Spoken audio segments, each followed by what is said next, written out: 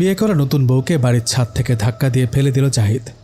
মায়া ছাদ থেকে পড়ার সময় অবাক দৃষ্টিতে তাকিয়েছিল জাহিদের দিকে, যেন মায়া কিছু বলতে চাচ্ছে কেন এমন করলে? আমি তো তোমায় ভালোবাসতে চেয়েছিলাম, আমি তো তোমার জীবনসঙ্গী হয়ে বাঁচতে চেয়েছিলাম। মুহূর্তের মধ্যে মাটিতে পড়ে গেল মায়া। আর জাহিদ একটা মুচকি হাসি দিয়ে বলল, আমার পথের কাটা শেষ, এখন কাউকে বুঝতে দেওয়া যাবে না যে আমি মেরেছি মায়াকে। জাহিদ দৌড়ে নিচে যাচ্ছে আর চিৎকার করে বলছে, মায়াকে বাঁচাও, মায়াকে বাঁচাও, মায়া পড়ে গেছে। জাহিদ দৌড়ে নিচে গিয়ে মায়ার রক্তাক্ত মাথাটা কোলে নিয়ে চিৎকার করে বলে, মায়া তোমার কি হয়েছে? তুমি চিন্তা করো না, আমি তোমার কিচ্ছু হতে দেব না। মায়া ধীর গলায় বলল, আমি তোমাকে কখনোই ক্ষমা করব না। কথা শেষ হওয়ার আগেই জাহিদের কোলে শেষ নিঃশ্বাস ত্যাগ করলো মায়া। জাহিদ চিৎকার করে কেঁদে বলছে, মায়া তুমি আমাকে ছেড়ে যেতে পারো না। তুমি না রাতে বললে সারা জীবন আমার পাশে থাকবে, তাহলে কেন আমায় ছেড়ে যাচ্ছ? আমি তোমায় কোথাও যেতে দিব না, তুমি আমায় ছেড়ে কোথাও যেতে পারবে না মায়া। বাড়ির সবাই স্তব্ধ হয়ে গেছে, কথা বলার শক্তি হারিয়ে ফেলেছে। নতুন বউয়ের এরকম মৃত্যু কেউ কল্পনাও করেনি। জাহিদকে কি বলে সান্ত্বনা দেবে তারা ভেবে পাচ্ছে না। জাহিদের মা রেহানা বেগম আরিফ সাহেবকে জড়িয়ে ধরে কাঁদছে আর বলছে, আমি কিভাবে মায়ার বাবাকে বলবো তার আদরের মেয়েটা মারা গেছে? কিভাবে তার মুখের দিকে তাকাবো? আমাকে বিশ্বাস করেই তো আমার ছেলের সাথে মায়ার বিয়ে দিয়েছিল। কেঁদো না রেহানা, তুমি কাঁদলে আমাদের ছেলেটাকে কিভাবে সান্ত্বনা দিব? সে তো পুরোপুরি ভেঙে পড়বে, আরিফ সাহেব জাহিদের বাবা বললেন। সবাই চেষ্টা করছে জাহিদকে মায়ার কাছ থেকে সরানোর, কিন্তু জাহিদ কিছুতেই মায়াকে ছাড়বে না। জাহিদ মায়াকে জড়িয়ে ধরে শুধু কাঁদছে আর বলছে, আমি তোমাকে কখনোই ছাড়বো না মায়া, আমি তোমাকে ভালোবাসি মায়া, তোমার কিচ্ছু হবে না, তুমি চিন্তা করো না। একটু পর মায়ার বাড়ির লোকজন মায়াকে নিতে জাহিদদের বাড়িতে এসেছে। বিয়ের পরের দিন বিয়ের নিয়ম পালন করতে এসেছে। মায়ার বাবা জাহিদদের বাড়ির উঠোনে এসে মায়ার এই রক্তাক্ত চেহারা দেখে চিৎকার দিয়ে জ্ঞান হারিয়ে ফেলেন। মায়ার বাবা কখনো কল্পনাও করেনি মায়াকে এই অবস্থায় দেখবে। সবাই মিলে মায়ার বাবার মাথায় পানি ঢেলে জ্ঞান ফেরান। মায়ার বাবা অসহায়ের মতো কাঁদছে, যেন তার শরীরে হৃদস্পন্দন থেমে গেছে। জাহিদকে কিছুতেই সরানো যাচ্ছে না। জাহিদ মায়াকে এমনভাবে জড়িয়ে আছে, সে কিছুতেই মায়াকে ছাড়বে না। একটু পর মায়ার বাবা জাহিদের কাঁধে হাত রেখে কেঁদে কেঁদে বললেন, বাবা, মানুষের মৃত্যুতে কারো হাত নেই, মায়াকে ছেড়ে দাও, মায়ার আত্মা কষ্ট পাচ্ছে। আমি কি করে ছেড়ে দিব মায়াকে? মায়া বলেছিল কখনো আমায় ছেড়ে যাবে না, তাহলে আজ কেন চলে যাচ্ছে আমায় ছেড়ে? আমি মায়াকে যেতে দিব না। মায়াকে দাফন না করলে মায়ের আত্মা কষ্ট পাবে। তুমি কি চাও মায়া কষ্ট পাক? না, আমি কখনোই মায়াকে কষ্ট পেতে দিব না। তাহলে ছেড়ে দাও মায়াকে। মায়ের দাফন সম্পন্ন করে বাড়িতে চলে আসলো সবাই, কিন্তু জাহিদ কিছুতেই মায়াকে ছেড়ে আসতে চায় না। আমি কি করে মায়াকে ছেড়ে যাব? মায়া এই গোরস্থানে একা থাকতে ভয় পাবে। আমি কিছুতেই যাব না, আমি মায়াকে একা রেখে যাব না। এটাই নিয়ম, সবাইকে একদিন এখানে আসতে হবে। আল্লাহ তাআলা বলেছেন, প্রত্যেক প্রাণী মৃত্যুর স্বাদ আস্বাদন করবে, তারপর আমার কাছে প্রত্যাবর্তিত হবে। সূরা আনকাবুত আয়াত 57।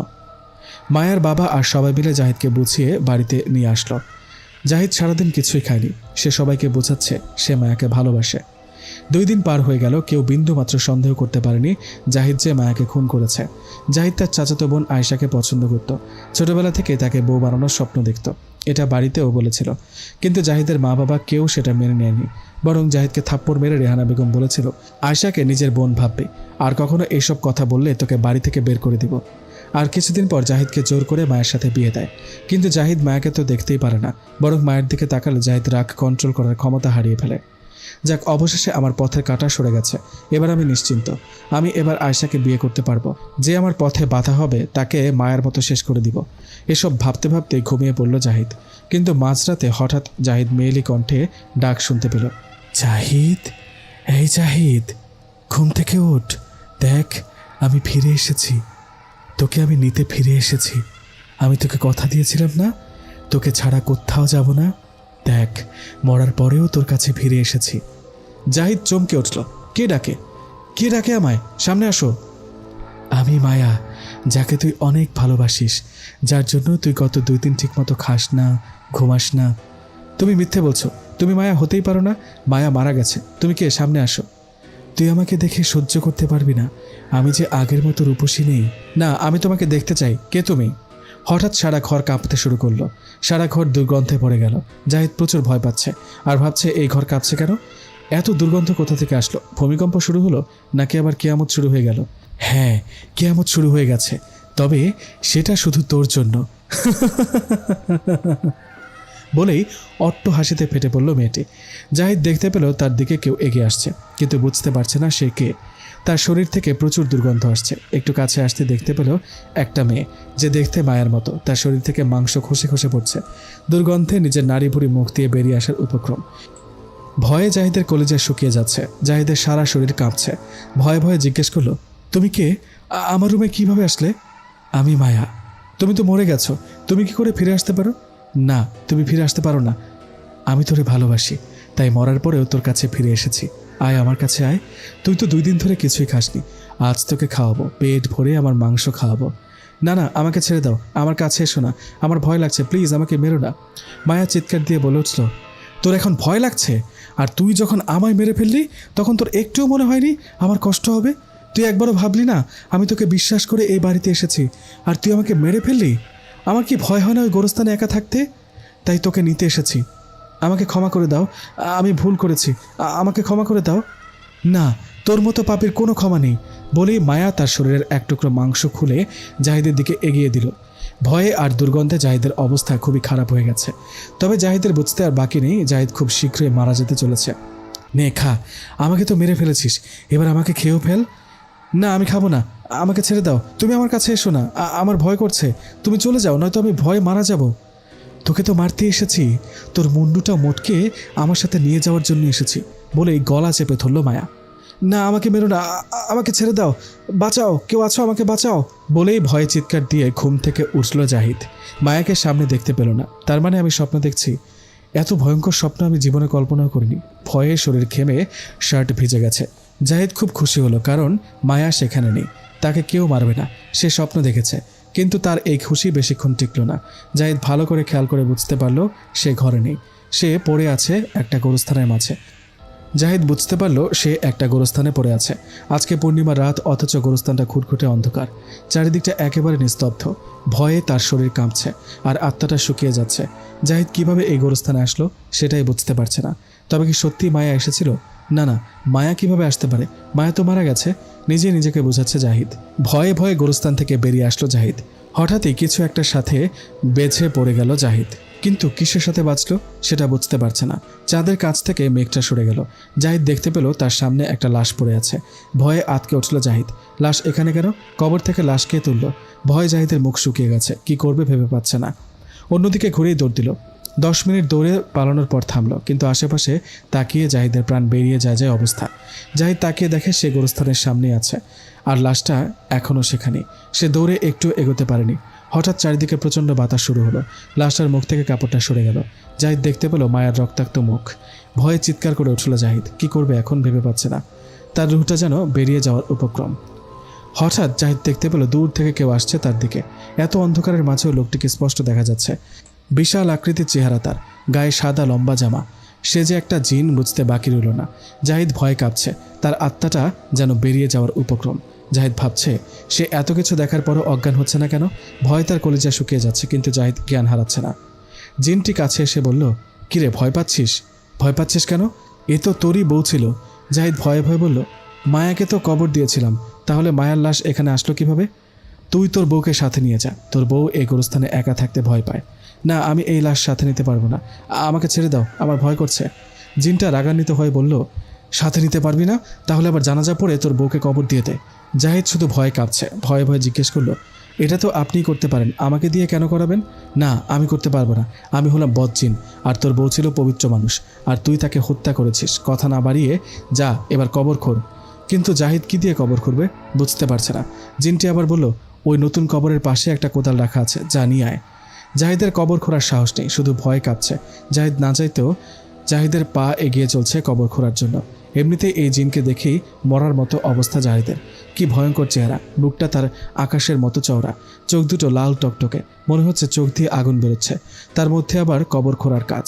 জাহিদ ভয়ে কাঁপা কাঁপা হাতে কবর খুঁড়ছে, আর মনে মনে ভাবছে হয়তো জিনটা আজকে আমাকে মেরে ফেলবে, আর এটা হয়তো আমারই কবর, আমি নিজেই খুঁড়ছি।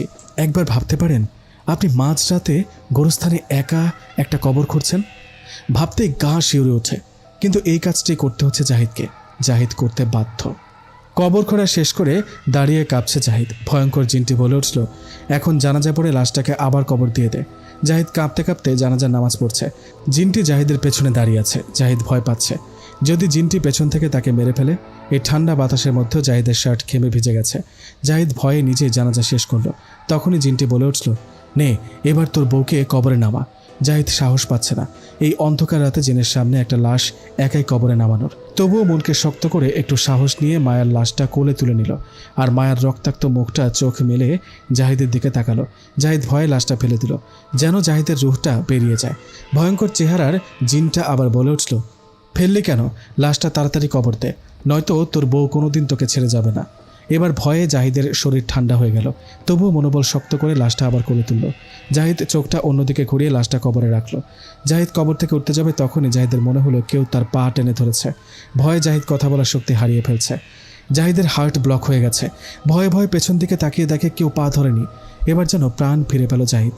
তার মধ্যে জিনটা বলে উঠল, তাড়াতাড়ি উপরে উঠে আয়, নয়তো কোনোদিন উঠতে পারবি না। জাহিদ লাফিয়ে উপরে উঠে পড়ল আর পাগলের মতো মাটি খামছে, কবর ভরাট করছে। কবরের মাটি ফেলতেই মায়ার লাশটা চিৎকার করে বলছে, আমাকে ছেড়ে যেও না, আমার এই গোরস্থানে একা থাকতে ভয় করে, আমাকে তোমার সাথে নিয়ে চলো, আমি তোমার সাথে থাকতে চাই। জাহিদ কবর ভরাট করে দাঁড়িয়ে আছে। ভয়ে তার শরীর বরফের মতো জমে গেছে। সে এতক্ষণ ধরে কিভাবে এই জিনটার সামনে দাঁড়িয়ে আছে এবং একটা জ্যান্ত লাশ কিভাবে দাফন করলো সেটাই বুঝতে পারছে না। ভয়ে কাঁপতে কাঁপতে জাহিদ জিজ্ঞেস করলো, আমাকে কি এখন যেতে দেবেন? আমার ভয় করছে, যে কোনো সময় আমার হার্ট অ্যাটাক হতে পারে, প্লিজ আমাকে ছেড়ে দিন। যা, তোকে ছেড়ে দিলাম, তুই এখন চলে যা। জাহিদ যেন একটু স্বস্তি পেল। জাহিদ ভয়ে কাঁপতে কাঁপতে বাড়ির দিকে 1 পা 2 পা করে এগোচ্ছে। হঠাৎ জাহিদ পেছন থেকে তাকিয়ে দেখে মায়া কবরের উপর দাঁড়িয়ে আছে। ভয়ে আতকে উঠল জাহিদ। আর জিনটা বলে উঠল, দৌড়ে পালা জাহিদ, নয়তো আর কোনোদিন বাড়ি ফিরতে পারবি না, তোর খোঁড়া কবরে তোকে দাফন করবে। কিন্তু জাহিদ দৌড়ে পালাবে কি করে? তার গায়ে হাঁটার মতো শক্তিও নেই। ভয়ে জাহিদ স্তব্ধ হয়ে গেছে। কলিজার পানি শুকিয়ে গেছে। মুহূর্তের মধ্যেই নেতিয়ে পড়ল মাটিতে আর চোখ দুটো বন্ধ হয়ে গেল। সকালে রেহানা বেগম জাহিদকে ডাকতে তার রুমের দিকে এসেছে। রেহানা বেগম জাহিদের রুমের দরজায় নক করলো, কিন্তু জাহিদ দরজা খুলছে না। এবার প্রচণ্ড জোরে ডাকাডাকি শুরু করলো, তবুও ভেতর থেকে কোনো সারা শব্দ পাচ্ছে না। রেহানা বেগম ভয় পেয়ে গেলেন, তার ছেলে যদি বউ হারানোর শোকে উল্টাপাল্টা কিছু করে। তাই রেহানা বেগম আরিফ সাহেবকে চিৎকার করে ডাকতে শুরু করলো। আরিফ সাহেব রেহানা বেগমের চিৎকার শুনে দৌড়ে আসলেন আর জিজ্ঞেস করলেন, কি হয়েছে রেহানা? দেখো না জাহিদ দরজা খুলছে না, প্লিজ কিছু একটা করো। দাঁড়াও দেখছি, বলেই আরিফ সাহেব ডাকতে শুরু করলেন জাহিদকে। কিন্তু জাহিদ দরজা খুলছে না। তাই আরিফ সাহেব বাধ্য হয়ে দরজা ভাঙার সিদ্ধান্ত নিলেন, কিন্তু অনেক চেষ্টা করেও কিছুতেই দরজা ভাঙতে পারছে না। তাই রেহানা বেগম বাড়ির বাইরে থেকে লোকজন ডেকে নিয়ে আসলেন। সকলে মিলে অনেকক্ষণ চেষ্টা করার পরও দরজা ভাঙতে পারল না। সবাই ক্লান্ত হয়ে গেছে, কিন্তু দরজা ভাঙতে পারছে না। এইসব দাঁড়িয়ে দেখছিল জাহিদের চাচাতো বোন আয়েশা সহ পুরো পরিবার। একটু পর আয়েশা দরজার সামনে গিয়ে দরজায় হালকা করে ধাক্কা দিতে দরজা খুলে গেল। সবাই অবাক হয়ে গেল, যে দরজা এত চেষ্টার পরেও কেউ ভাঙতে পারল না, সেই দরজা এত হালকা ধাক্কায় কিভাবে খুলে গেল? সব ভাবনা রেখে রেহানা বেগম দৌড়ে ভিতরে প্রবেশ করলেন আর জাহিদকে খুঁজতে লাগলেন, কিন্তু জাহিদ কোথাও নেই। ওয়াশরুমে দেখলেন, সেখানেও নেই। জাহিদের রুম ভেতর থেকে বন্ধ ছিল, অথচ জাহিদ ভেতরে নেই। এসব ভেবে রেহানা বেগম চিন্তিত হয়ে পড়লেন। তাই আরিফ সাহেবকে বললেন, জাহিদ যদি কোথাও যেত তাহলে তো দরজা বাইরে থেকে আটকানো থাকতো, কিন্তু জাহিদের রুমের ভেতর থেকে দরজা আটকানো। নিশ্চয়ই জাহিদের কিছু হয়েছে, তুমি জাহিদকে খুঁজে বের করো। তুমি চিন্তা করো না, আমি জাহিদকে অবশ্যই খুঁজে বের করব, বলেই আরিফ সাহেব বেরিয়ে গেলেন। সারা এলাকা খুঁজলেন, দোকানপাট, হাট বাজার, মসজিদ, খেলার মাঠ, কিন্তু কোথাও জাহিদকে খুঁজে পেলেন না। জাহিদ ফোনও ধরছে না। জাহিদকে খুঁজে না পেয়ে আরিফ সাহেব বাড়িতে ফিরে আসলেন। আরিফ সাহেবকে দেখে রেহানা বেগম বললেন, তুমি জাহিদকে খুঁজে পেয়েছো? জাহিদ কোথায়? জাহিদ আসেনি? না, আমি জাহিদকে খুঁজে পাইনি। কথাটা শুনে রেহানা বেগমের বুক ফেটে কান্না আসছে। রেহানা বেগম জাহিদকে না পাওয়ায় কেঁদেই চলেছে। দুপুরবেলা বাড়িতে সবাই জাহিদের জন্য অস্থির হয়ে পড়েছে। হঠাৎ জাহিদের বাড়িতে একজন লোক দৌড়ে আসলো আর হাঁপাতে হাঁপাতে বলল, জাহিদকে পাওয়া গেছে, জাহিদ গোরস্থানে পড়ে আছে। এই কথা শোনা মাত্র বাড়ির সবাই দৌড়ে গেলেন ওই গোরস্থানে। গিয়ে দেখেন জাহিদ পড়ে আছে মায়ের কবরের পাশে। জাহিদকে তুলে হাসপাতালে নিয়ে যাওয়া হলো। সারাদিনে ডাক্তাররা জাহিদের জ্ঞান ফেরাতে পারল না। রেহানা বেগম তো চিন্তায় আধমরা হয়ে গেছে। অবশেষে সন্ধ্যাবেলায় জাহিদের জ্ঞান ফেরে, তবে জাহিদ কথা বলার শক্তি হারিয়ে ফেলেছে। জাহিদের শরীরে প্রচণ্ড জ্বর। 2 দিন হয়ে গেল জাহিদের জ্বর ভালো হচ্ছে না। জাহিদ খাবারও খাচ্ছে না। এসব দেখে রেহানা বেগম কাঁদছে আর বলছে, আমার একটা মাত্র ছেলের কি হয়ে গেল? জাহিদের কিছু হয়ে গেলে আমি কি নিয়ে বাঁচবো? সবাই জাহিদের অসুস্থতা নিয়ে চিন্তিত, শুধুমাত্র আয়েশা ছাড়া। আয়েশা ভাবছে, জাহিদের রুমের দরজা ভেতর থেকে আটকানো ছিল, জাহিদ ভেতরে ছিল না। রুমের জানালাটাও বন্ধ ছিল, তাহলে জাহিদ বাইরে গেল কি করে? আর জাহিদের রুমের এত শক্তিশালী দরজা যেটা কেউ ভাঙতে পারল না, সে দরজা তার হালকা ধাক্কায় কিভাবে খুলে গেল? আর জাহিদ রাতের বেলা গোরস্থানে কি করছিল? অবশেষে সে বুঝতে পারল এটা অবশ্যই কোনো বদ জিনের কাজ। তাই আয়েশা দৌড়ে গেল রেহানা বেগমের কাছে, গিয়ে বলল, বড়মা, জাহিদ ভাইকে এই হাসপাতালে রেখে লাভ নেই। আমার মনে হয় জাহিদ ভাইয়ের উপর জিনের আসর পড়েছে। জাহিদ ভাইকে হুজুর অথবা কবিরাজের কাছে নিয়ে যেতে হবে। আয়েশার কথা শুনে যেন সকলের ঘুম ভাঙল। সবাই একজন অন্যজনের মুখের দিকে তাকাতাকি করছে। অবশেষে জাহিদকে বাড়িতে নিয়ে আসলো আর রোকেয়ার বিষয়ে অভিজ্ঞ হুজুরকে খবর দিল। হুজুর এসে জাহিদের অবস্থা দেখেই বুঝতে পারল জাহিদ কোনো বিশেষ কিছু দেখে ভয় পেয়েছে। হুজুর 2 দিন ধরে চেষ্টা করছে জাহিদকে সুস্থ করতে। অবশেষে জাহিদ কথা বলার শক্তি ফিরে পেল। জাহিদ জবান ফিরে পেয়েই ভয়ে ভয়ে বলল, মায়া, আমাকে মেরে ফেলবে মায়া। এই কথা শুনে হুজুর বলল, তাড়াতাড়ি এই রুম থেকে আপনারা সবাই বের হন। আমি যতক্ষণ না বলবো কেউ এই রুমে আসবেন না। তাড়াতাড়ি করুন। সবাই দৌড়ে রুম থেকে চলে গেল। জাহিদ ভয়ে কাঁপছে। হুজুর জাহিদের মাথায় হাত রেখে জোরে জোরে দোয়া পড়তে শুরু করেন। জাহিদ একটু পর শান্ত হলো। হুজুর জাহিদকে জিজ্ঞেস করলো কি হয়েছিল সেদিন। জাহিদ হুজুরকে বলল, হুজুর মায়া ফিরে এসেছে। মায়ার আত্মা আমাকে মারতে চায়, আমাকে তার সাথে নিয়ে যেতে চায়। সে নিশ্চয়ই তোমাকে সেদিন অচেতন অবস্থায় ওই গোরস্থানে নিয়ে গিয়েছিল, আর তুমি প্রথমে মায়ার লাশ দেখতে পেয়েছিলে, পরে জীবন্ত মায়াকে, তাই না? জাহিদ অবাক হচ্ছে হুজুর কিভাবে জানলো। জাহিদ তো হুজুরকে কিছু বলেনি। হুজুর আবার বলা শুরু করলো, তুমি যে মায়াকে দেখেছিলে ওটা মায়ার আত্মা ছিল না। আত্মা বলে কিছু হয় না, যে একবার মারা যায় সে কখনো ফিরে আসতে পারে না। তাহলে আমি যে মায়াকে দেখেছি সে কে ছিল? সে ছিল গোরস্থানের জিন। তবে তুমি ভয় পেও না, সে তোমার কোনো ক্ষতি করতে পারবে না। আমি তোমার শরীর বন্ধ করে দিয়ে যাব।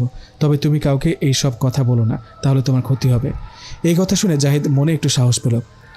1 সপ্তাহ হয়ে গেল জাহিদ আর মায়াকে বা কোনো জিনকে দেখতে পায়নি। জাহিদ ভাবলো সব ঠিক হয়ে গেছে। আর ওইদিকে জাহিদ সুস্থ হওয়ায় বাড়ির সবাই খুশি। জাহিদের জীবন নতুনভাবে শুরু করার জন্য বাড়ির সবাই মিলে সিদ্ধান্ত নিয়েছে জাহিদের সাথে আয়েশার বিয়ে দেবে। সেই উপলক্ষে বাড়ির সবাই খুব খুশি। আর জাহিদ যতবারই বিয়ের কথা মনে করে তখনই তার সামনে ভেসে ওঠে মায়ার রক্তাক্ত চক্ষু। আর জাহিদ ভয়ে কুঁকড়ে যায়। কিছুতেই ভুলতে পারে না সেই রাতের ভয়ঙ্কর অভিজ্ঞতা। অবশেষে জাহিদের সাথে আয়েশার বিয়ে হলো। জাহিদ বাসর ঘরের দিকে 1 পা 2 পা করে এগিয়ে যাচ্ছে। জাহিদ খুশি মনে বাসর ঘরের দরজা খুলে ভিতরে প্রবেশ করলো। আর সাথে সাথে জাহিদের নাকে ভেসে আসলো মায়ার শরীর পচা সেই ভয়ঙ্কর গন্ধ। ভয়ে আঁতকে উঠল জাহিদ। শরীরের সমস্ত শক্তি গায়েব হয়ে গেল। জাহিদের কলিজাটা শুকিয়ে গেছে। শুধু কানে একটা কথাই ভাসছে, মায়া আবার ফিরে এসেছে, মায়া আবার ফিরে এসেছে। মুহূর্তের মধ্যে জ্ঞান হারিয়ে মাটিতে পড়ে গেল জাহিদ। আয়েশা খাটে বসে জাহিদের জন্য অপেক্ষা করছিল। জাহিদের এইভাবে পড়ে যাওয়া দেখে আয়েশা দৌড়ে আসলো এবং জাহিদকে ডাকতে শুরু করলো। জাহিদ উঠছে না দেখে বাধ্য হয়ে চিৎকার দিল আয়েশা। বাড়ির সবাই চিৎকার শুনে দৌড়ে আসলো। এসে দেখে জাহিদ মাটিতে পড়ে আছে। সবাই মিলে জাহিদকে তুলে বিছানায় নিল। এরপর আরিফ সাহেব জাহিদের মুখে পানি ছিটিয়ে দিলেন। জাহিদ জ্ঞান ফিরে পেয়ে প্রথমেই ভয়ে ভয়ে জিজ্ঞেস করলো, আমি কোথায়? তুই তো রুমে আছিস, এবার বল অজ্ঞান হলি কেন? রেহানা বেগম বললেন, নাকে একটা ভয়ঙ্কর গন্ধ ভেসে আসছিল, তাই ভয় পেয়েছিলাম। জাহিদের কথায় বাড়ির সবাই হেসে উড়িয়ে দিল। শুধুমাত্র আয়েশা একটু অবাক হয়ে তাকিয়েছিল জাহিদের দিকে। সবাই রুম থেকে চলে যাওয়ার পর আয়েশা জাহিদকে জিজ্ঞেস করলো, সত্যি করে বলো তোমার কি হয়েছে? মায়া ফিরে এসেছে। ও আমাকে মারতে চায়। যাকে তুমি নিজ হাতে খুন করেছো সে ফিরে আসবে কিভাবে? জাহিদ চমকে উঠল, ভয়ে ভয়ে জিজ্ঞেস করলো, তো তুই বলছিস এসব? তুই কি বলছিস এসব? হ্যাঁ, আমি ঠিকই বলেছি। তুমি সেদিন মায়াকে ধাক্কা দিয়ে ছাদ থেকে ফেলে দিয়েছো, আমি দেখেছি। জাহিদ অদ্ভুতভাবে তাকিয়ে আছে আয়েশার দিকে, কিছু বলতে পারছে না। আয়েশা আবার বলতে শুরু করলো, আমি সেদিন ছাদে যাচ্ছিলাম তোমাদের ডাকতে, তখনই আমি দেখেছি তুমি মায়াকে ধাক্কা মেরেছ। কিন্তু আমি কাউকে বলিনি, কারণ আমি তোমাকে ভালোবাসি। হয়তো কোনোদিন বলিনি, কিন্তু মনে মনে আমি তোমাকে চাইতাম। আর আমি জানতাম তুমি আমাকে পাওয়ার জন্য মায়াকে মেরেছ। তোর এসব বলা উচিত হয়নি আয়েশা। তুই সব যখন জানিস তোর চুপ থাকা উচিত ছিল। এখন তুই বাঁচতে পারবি না। কে মারবে আমাকে? মায়া তোকে মেরে ফেলবে। মায়া তোকে আমাকে কাউকেই বাঁচতে দিবে না। সেদিন গোরস্থানে আমি একটুর জন্য বেঁচে গেছি, কিন্তু এবার মনে হয় আর বাঁচতে পারবো না। আমি তোমার মতো এসব আত্মা ফাত্তায় বিশ্বাস করি না।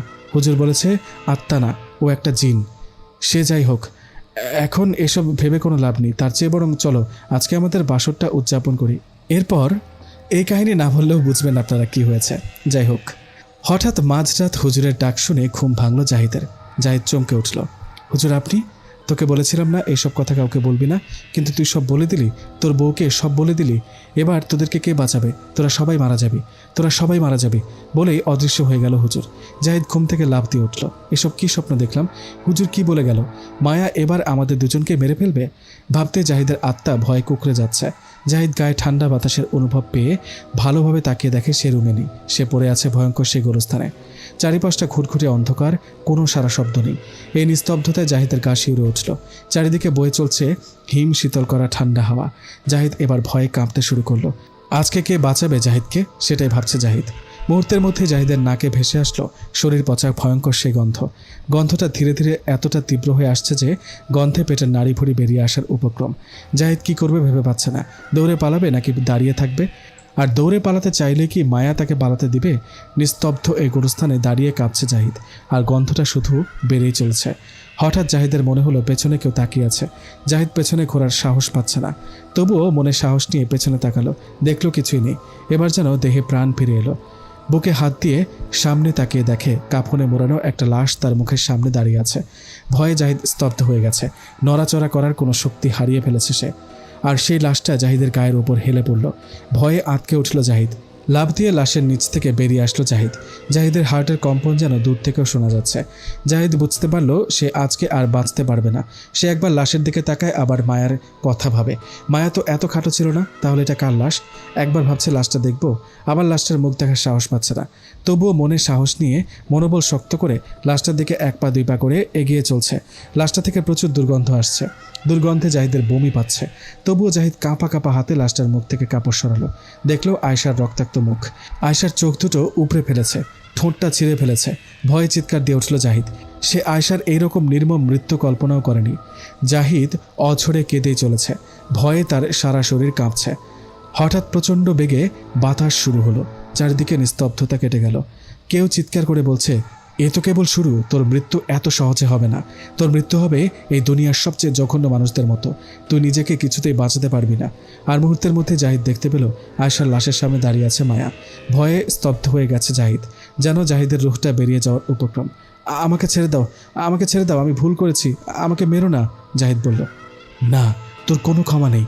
তোর মুক্তির একমাত্র পথ মৃত্যু, মায়া বলল। তুমি তো মায়া নও। মৃত মানুষ কখনো ফিরে আসতে পারে না। তুমি একটা জিন, আর আমি তো তোমার কোনো ক্ষতি করিনি। তাহলে কেন মারতে চাও আমাকে? হ্যাঁ, আমি একটা জিন। আমি তোকে হত্যা করে মায়ার প্রতিশোধ নিতে এসেছি। মায়ের সাথে তোমার কিসের সম্পর্ক? তুমি কেন মায়ের হয়ে প্রতিশোধ নিতে চাও? তুই জানিস মায়াকে? মায়া হলো আমার ছেলের হত্যাকারীর কন্যা। মানে তুমি কি বলছো এসব? হ্যাঁ, আমি ঠিকই বলছি। মায়ার তখনও জন্ম হয়নি। মায়া তার মায়ের পেটে ছিল। সেই সময় মায়ার বাবা অনিচ্ছাকৃতভাবে আমার ছেলের ওপর গরম পানি ঢেলে আমার ছেলেকে মেরে ফেলেছে। তাই আমি সিদ্ধান্ত নিই, যখন মায়ের জন্ম হবে আর মায়ার বাবা মায়াকে আদর করে যত্ন করে বড় করবে, মায়ের 15 বছর বয়স হলেই আমি মায়াকে হত্যা করব, যেন আদরের সন্তান হারানোর ব্যথা কেমন সেটা মায়ের বাবাকে বুঝতে পারে। তুই কি জানিস আমি মায়াকে হত্যা করিনি কেন? কেন করনি? মায়ের যখন 13-14 বছর বয়স, তখন থেকে মায়ের রবের প্রতি এত বেশি বিশ্বাস আর মানুষের প্রতি এত বেশি ভালোবাসা ছিল যে আমার মতো জিনও মায়াকে ভালোবাসতে বাধ্য করেছে। আর তুই সেই পবিত্র মনের মেয়েটাকে হত্যা করলি? তুই জানিস মায়া তার স্বামীকে নিয়ে কত স্বপ্ন দেখত? যেখানে এই যুগের মেয়েরা অশ্লীলতা বেহায়াপনা করে বয়ফ্রেন্ডের সাথে ঘুরে বেড়ায়, সেখানে মায়া তার যৌবনের সমস্ত ভালোবাসা রেখে দিয়েছিল তার স্বামী অর্থাৎ তোর জন্য। আর তুই সেই ভালোবাসা গ্রহণ না করে মায়াকে হত্যা করেছিস। তোর জন্য মৃত্যুও কম শাস্তি হয়ে যায়। তুই বাঁচতে পারবি না, তুই আমার হাত থেকে বাঁচতে পারবি না বলেই জিনটি ভয়ঙ্কর রূপ ধারণ করলো। এত ভয়ঙ্কর চেহারা জাহিদ এর আগে কখনো দেখেনি। মায়ার রূপ ধরা জিনটির চোখ থেকে রক্ত ঝরছিল, মুখের মাংস খসে খসে পড়ছে। জাহিদ এই চেহারা দেখে ভয়ে কাঁপছে। জাহিদের হার্টের কম্পনে যেন আকাশ ভেঙে ফেলছে। জাহিদ দেখতে পারল মায়ার রক্তাক্ত হাত থেকে মাংস খসে হাড় বেরিয়ে পড়েছে। মায়ের মুখ দিয়ে কালো লালা পড়ছে। এই ভয়ঙ্কর চেহারা দেখে জাহিদের প্রাণ বেরিয়ে যাওয়ার উপক্রম। মায়া চিৎকার দিয়ে বলল, তুই মরবি জাহিদ, তুই মরবি। তোর মৃত্যু সাধারণ হবে না, তোর মৃত্যু হবে খুবই ভয়ঙ্কর। বলেই অট্টহাসিতে ফেটে পড়ল মায়া, আর ভয়ে জাহিদের দম বেরিয়ে যাচ্ছে। জাহিদের কলিজাটা শুকিয়ে গেছে। মায়া জাহিদের দিকে তাকিয়ে এগিয়ে আসছে। তখনই জাহিদ সেদিনের গোরস্থানে সেই জিনটাকে পাশে দেখতে পারল। আর সাথে সাথে মসজিদে ফজরের আজান শুরু হয়ে গেল। আর মায়া থেমে গেল। গোরস্থানের জিনটা জাহিদকে বলল, ভাগ জাহিদ, তোর হাতে একটু সময় আছে। আজান শেষ হওয়ার আগেই পালিয়ে যা। আজান শেষ হলে আর বেঁচে থাকতে পারবি না। জাহিদ এদিক সেদিক না তাকিয়ে সোজা দৌড় দিল মসজিদের উদ্দেশ্যে। কোনো রকম যান হাতে হাঁপাতে হাঁপাতে মসজিদে আসতে পেরেছে জাহিদ। মসজিদের সামনে এসে দেখতে পারল দরজার সামনে হুজুর তার অপেক্ষায় দাঁড়িয়ে আছে। জাহিদ দৌড়ে হুজুরের সামনে এসে ভয়ার্ত চেহারায় উত্তেজিত মস্তিষ্কে কাঁপা কাঁপা গলায় বলল, হুজুর আমাকে বাঁচান, আমাকে বাঁচান বলেই মাটিতে পড়ে গেল জাহিদ। হুজুর জাহিদের মুখে পানি ছিটিয়ে জ্ঞান ফেরালেন আর জাহিদকে শান্ত হতে বললেন। জাহিদ হুজুরকে মাথার কাছে পেয়ে কেঁদে কেঁদে বলল, হুজুর, মায়া আয়শাকে মেরে ফেলেছে, খুব ভয়ঙ্করভাবে মেরেছে। আয়শার শরীর ক্ষতবিক্ষত করে মেরেছে। সে জিনটা তোমাকে ছেড়ে আয়শাকে মারল কেন? আমি আয়শাকে গোরস্থানের সব ঘটনা বলে দিয়েছিলাম। আপনার নিষেধ করা সত্ত্বেও গত রাতে সব বলে গিয়েছিলাম, আর মাঝরাতে যখন ঘুম ভাঙলো নিজেকে সেই গোরস্থানে দেখতে পেলাম, আর আমার পাশে পড়েছিল আয়েশার রক্তাক্ত লাশ। আমি আগে কিছুটা টের পেয়েছিলাম, তাই তো রাতেই বাড়ি ছেড়ে বেরিয়ে এসেছি তোমার কাছে আসার জন্য, আর এখানে দেখা হয়ে গেল। বলে রাখা ভালো, এই হুজুর কিন্তু জাহিদের এলাকার মসজিদের ইমাম নয়, এই হুজুরের বাড়ি অনেক দূরে। মায়া আমাকেও মেরে ফেলতো হুজুর, শুধুমাত্র ফজরের আজান হয়ে যাওয়ায় মারতে পারেনি। আর গোরস্থানের জিনটা আমায় বাঁচিয়েছে। গোরস্থানের জিন তোমায় বাঁচিয়েছে মানে? সেখানে জিন কয়টা ছিল? একটা জিন মায়ের মতো চেহারার, সেই জিনটাই আমাকে মারতে চায়, আর একটা জিন আমাকে শুধু পালিয়ে আসতে বলে। এখন বুঝেছি ব্যাপারটা, তুমি হয়তো কোনো অন্যায় করেছো, তাই মায়ের রূপ ধরা ওই জিনটা তোমায় হত্যা করে প্রতিশোধ নিতে চায়। তবে গোরস্থানের ওই জিনটা চায় তুমি বেঁচে থাকো। এবার বলো, তুমি কি কোনো খারাপ কাজ করেছো? হুজুরের প্রশ্ন শুনে জাহিদ ভয় পেয়ে বলল, না হুজুর, আমি কিছুই করিনি। কিন্তু জাহিদের চেহারা দেখে হুজুর বুঝতে পারল জাহিদ কিছু লুকাচ্ছে, তাই হুজুর আর কিছু বলল না। কিছুক্ষণ চুপ থেকে হুজুর বলল, যেহেতু তুমি কোনো খারাপ কাজ করনি, তাহলে হতেও পারে আয়েশা বেঁচে আছে, শুধুমাত্র তোমাকে ভয় দেখানোর জন্য আয়েশার লাশ দেখানো হয়েছে। জাহিদ এবার মনে একটু আশা নিয়ে জিজ্ঞেস করলো, এমনটা কি হতে পারে? সত্যি কি আয়েশা বেঁচে আছে? আমার মনে হয় আয়েশা বেঁচে আছে, চলো আগে বাড়িতে গিয়ে দেখি। বলেই বেরিয়ে পড়লো জাহিদ আর হুজুর। অন্যদিকে আয়েশা ভোরে ঘুম থেকে উঠেই দেখে জাহিদ বিছানায় নেই। ভাবলো হয়তো গোসল করছে, কিন্তু ওয়াশরুমে গিয়ে দেখলো জাহিদ ওয়াশরুমেও নেই, ব্যালকনিতেও নেই। আয়েশা এবার একটু ভয় পেয়ে গেল, কেননা দরজা ভেতর থেকে আটকানো। তাহলে জাহিদ বাইরে গেলে দরজা ভেতর থেকে আটকানো থাকবে কেন? এসব ভাবতে ভাবতে দরজায় টোকা পড়ল। আয়েশা ভাবছে, এত সকালে আবার কি আসলো? আর সে যদি এখানে জাহিদকে না দেখে, তাহলে তো পুরো বাড়ি জানাজানি হয়ে যাবে যে জাহিদ রুমে নেই, আর বাড়ির লোকজন চিন্তায় পড়ে যাবে। ভয়ে ভয়ে আয়েশা দরজা খুলল। দরজা খুলেই আয়েশা জাহিদকে সামনে দেখতে পেল। জাহিদ রুমে ঢুকে আয়েশাকে দেখতে পেয়ে জড়িয়ে ধরে কান্না শুরু করে দেয়, আর বলে, তুমি বেঁচে আছো আয়েশা? আমি তোমাকে নিয়ে কত চিন্তায় ছিলাম। আমি যখন তোমার লাশ দেখতে পাই তখন আমার হৃদয়টা জ্বলে যাচ্ছিল। কিন্তু আয়েশা জাহিদের এসব কথার কিছুই বুঝতে পারল না, তাই জিজ্ঞেস করলো, কি হয়েছে? আর তুমি কার লাশ দেখেছো? জাহিদ বলতে যাবে তখনই পাশ থেকে হুজুর বলে উঠল, না কিছু না, আসলে জাহিদ স্বপ্নে দেখেছে। হুজুরকে দেখে আয়েশা বলল, আপনি এত সকালে এখানে কি করছেন? আর জাহিদ কোথায় ছিল? আমার জাহিদের সাথে একটু কাজ ছিল, তাই জাহিদকে ডেকেছিলাম। হুজুর আয়েশাকে জীবিত দেখে বুঝতে পারলো যে জাহিদ কোনো অন্যায় করেনি, বরং ওই জিনগুলো জাহিদকে ভয় দেখানোর জন্য এসব করছে। তাই হুজুর জাহিদের আর আয়েশার শরীর বন্ধ করে দিল, আর এই বাড়িটাও, যেন কোনো অদৃশ্য শক্তি বাড়িতে প্রবেশ করতে না পারে। আর হুজুর চলে যাওয়ার আগে জাহিদ আর আয়েশাকে বলে গেল, ভুলেও মাগরিবের আজান হওয়ার পর বাইরে বের হবে না।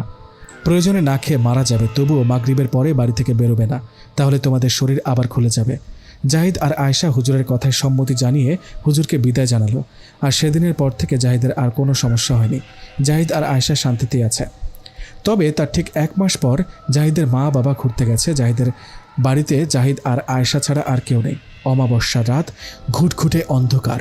রাতে আবার প্রচণ্ড ঝড় বৃষ্টি হচ্ছে, আর মাঝে মাঝে বিকট শব্দে বিদ্যুৎ চমকাচ্ছে। রাতে জাহিদ আর আয়েশা খাবার খাচ্ছে, হঠাৎ দরজায় কলিং বেলে বেজে উঠল। জাহিদ আয়েশাকে বলল, যাও গিয়ে দেখে আসো কে এসেছে। আয়েশা উঠে দরজা খুলতেই দেখতে পায় বাইরে আরিফ সাহেব পড়ে আছে, আর রেহানা বেগম আরিফ সাহেবের পাশে বসে কেঁদে কেঁদে ডাকছে, জাহিদ তুই কোথায়? দেখ তোর আব্বা বজ্রপাতে জ্ঞান হারিয়ে ফেলেছে, তাড়াতাড়ি আয়।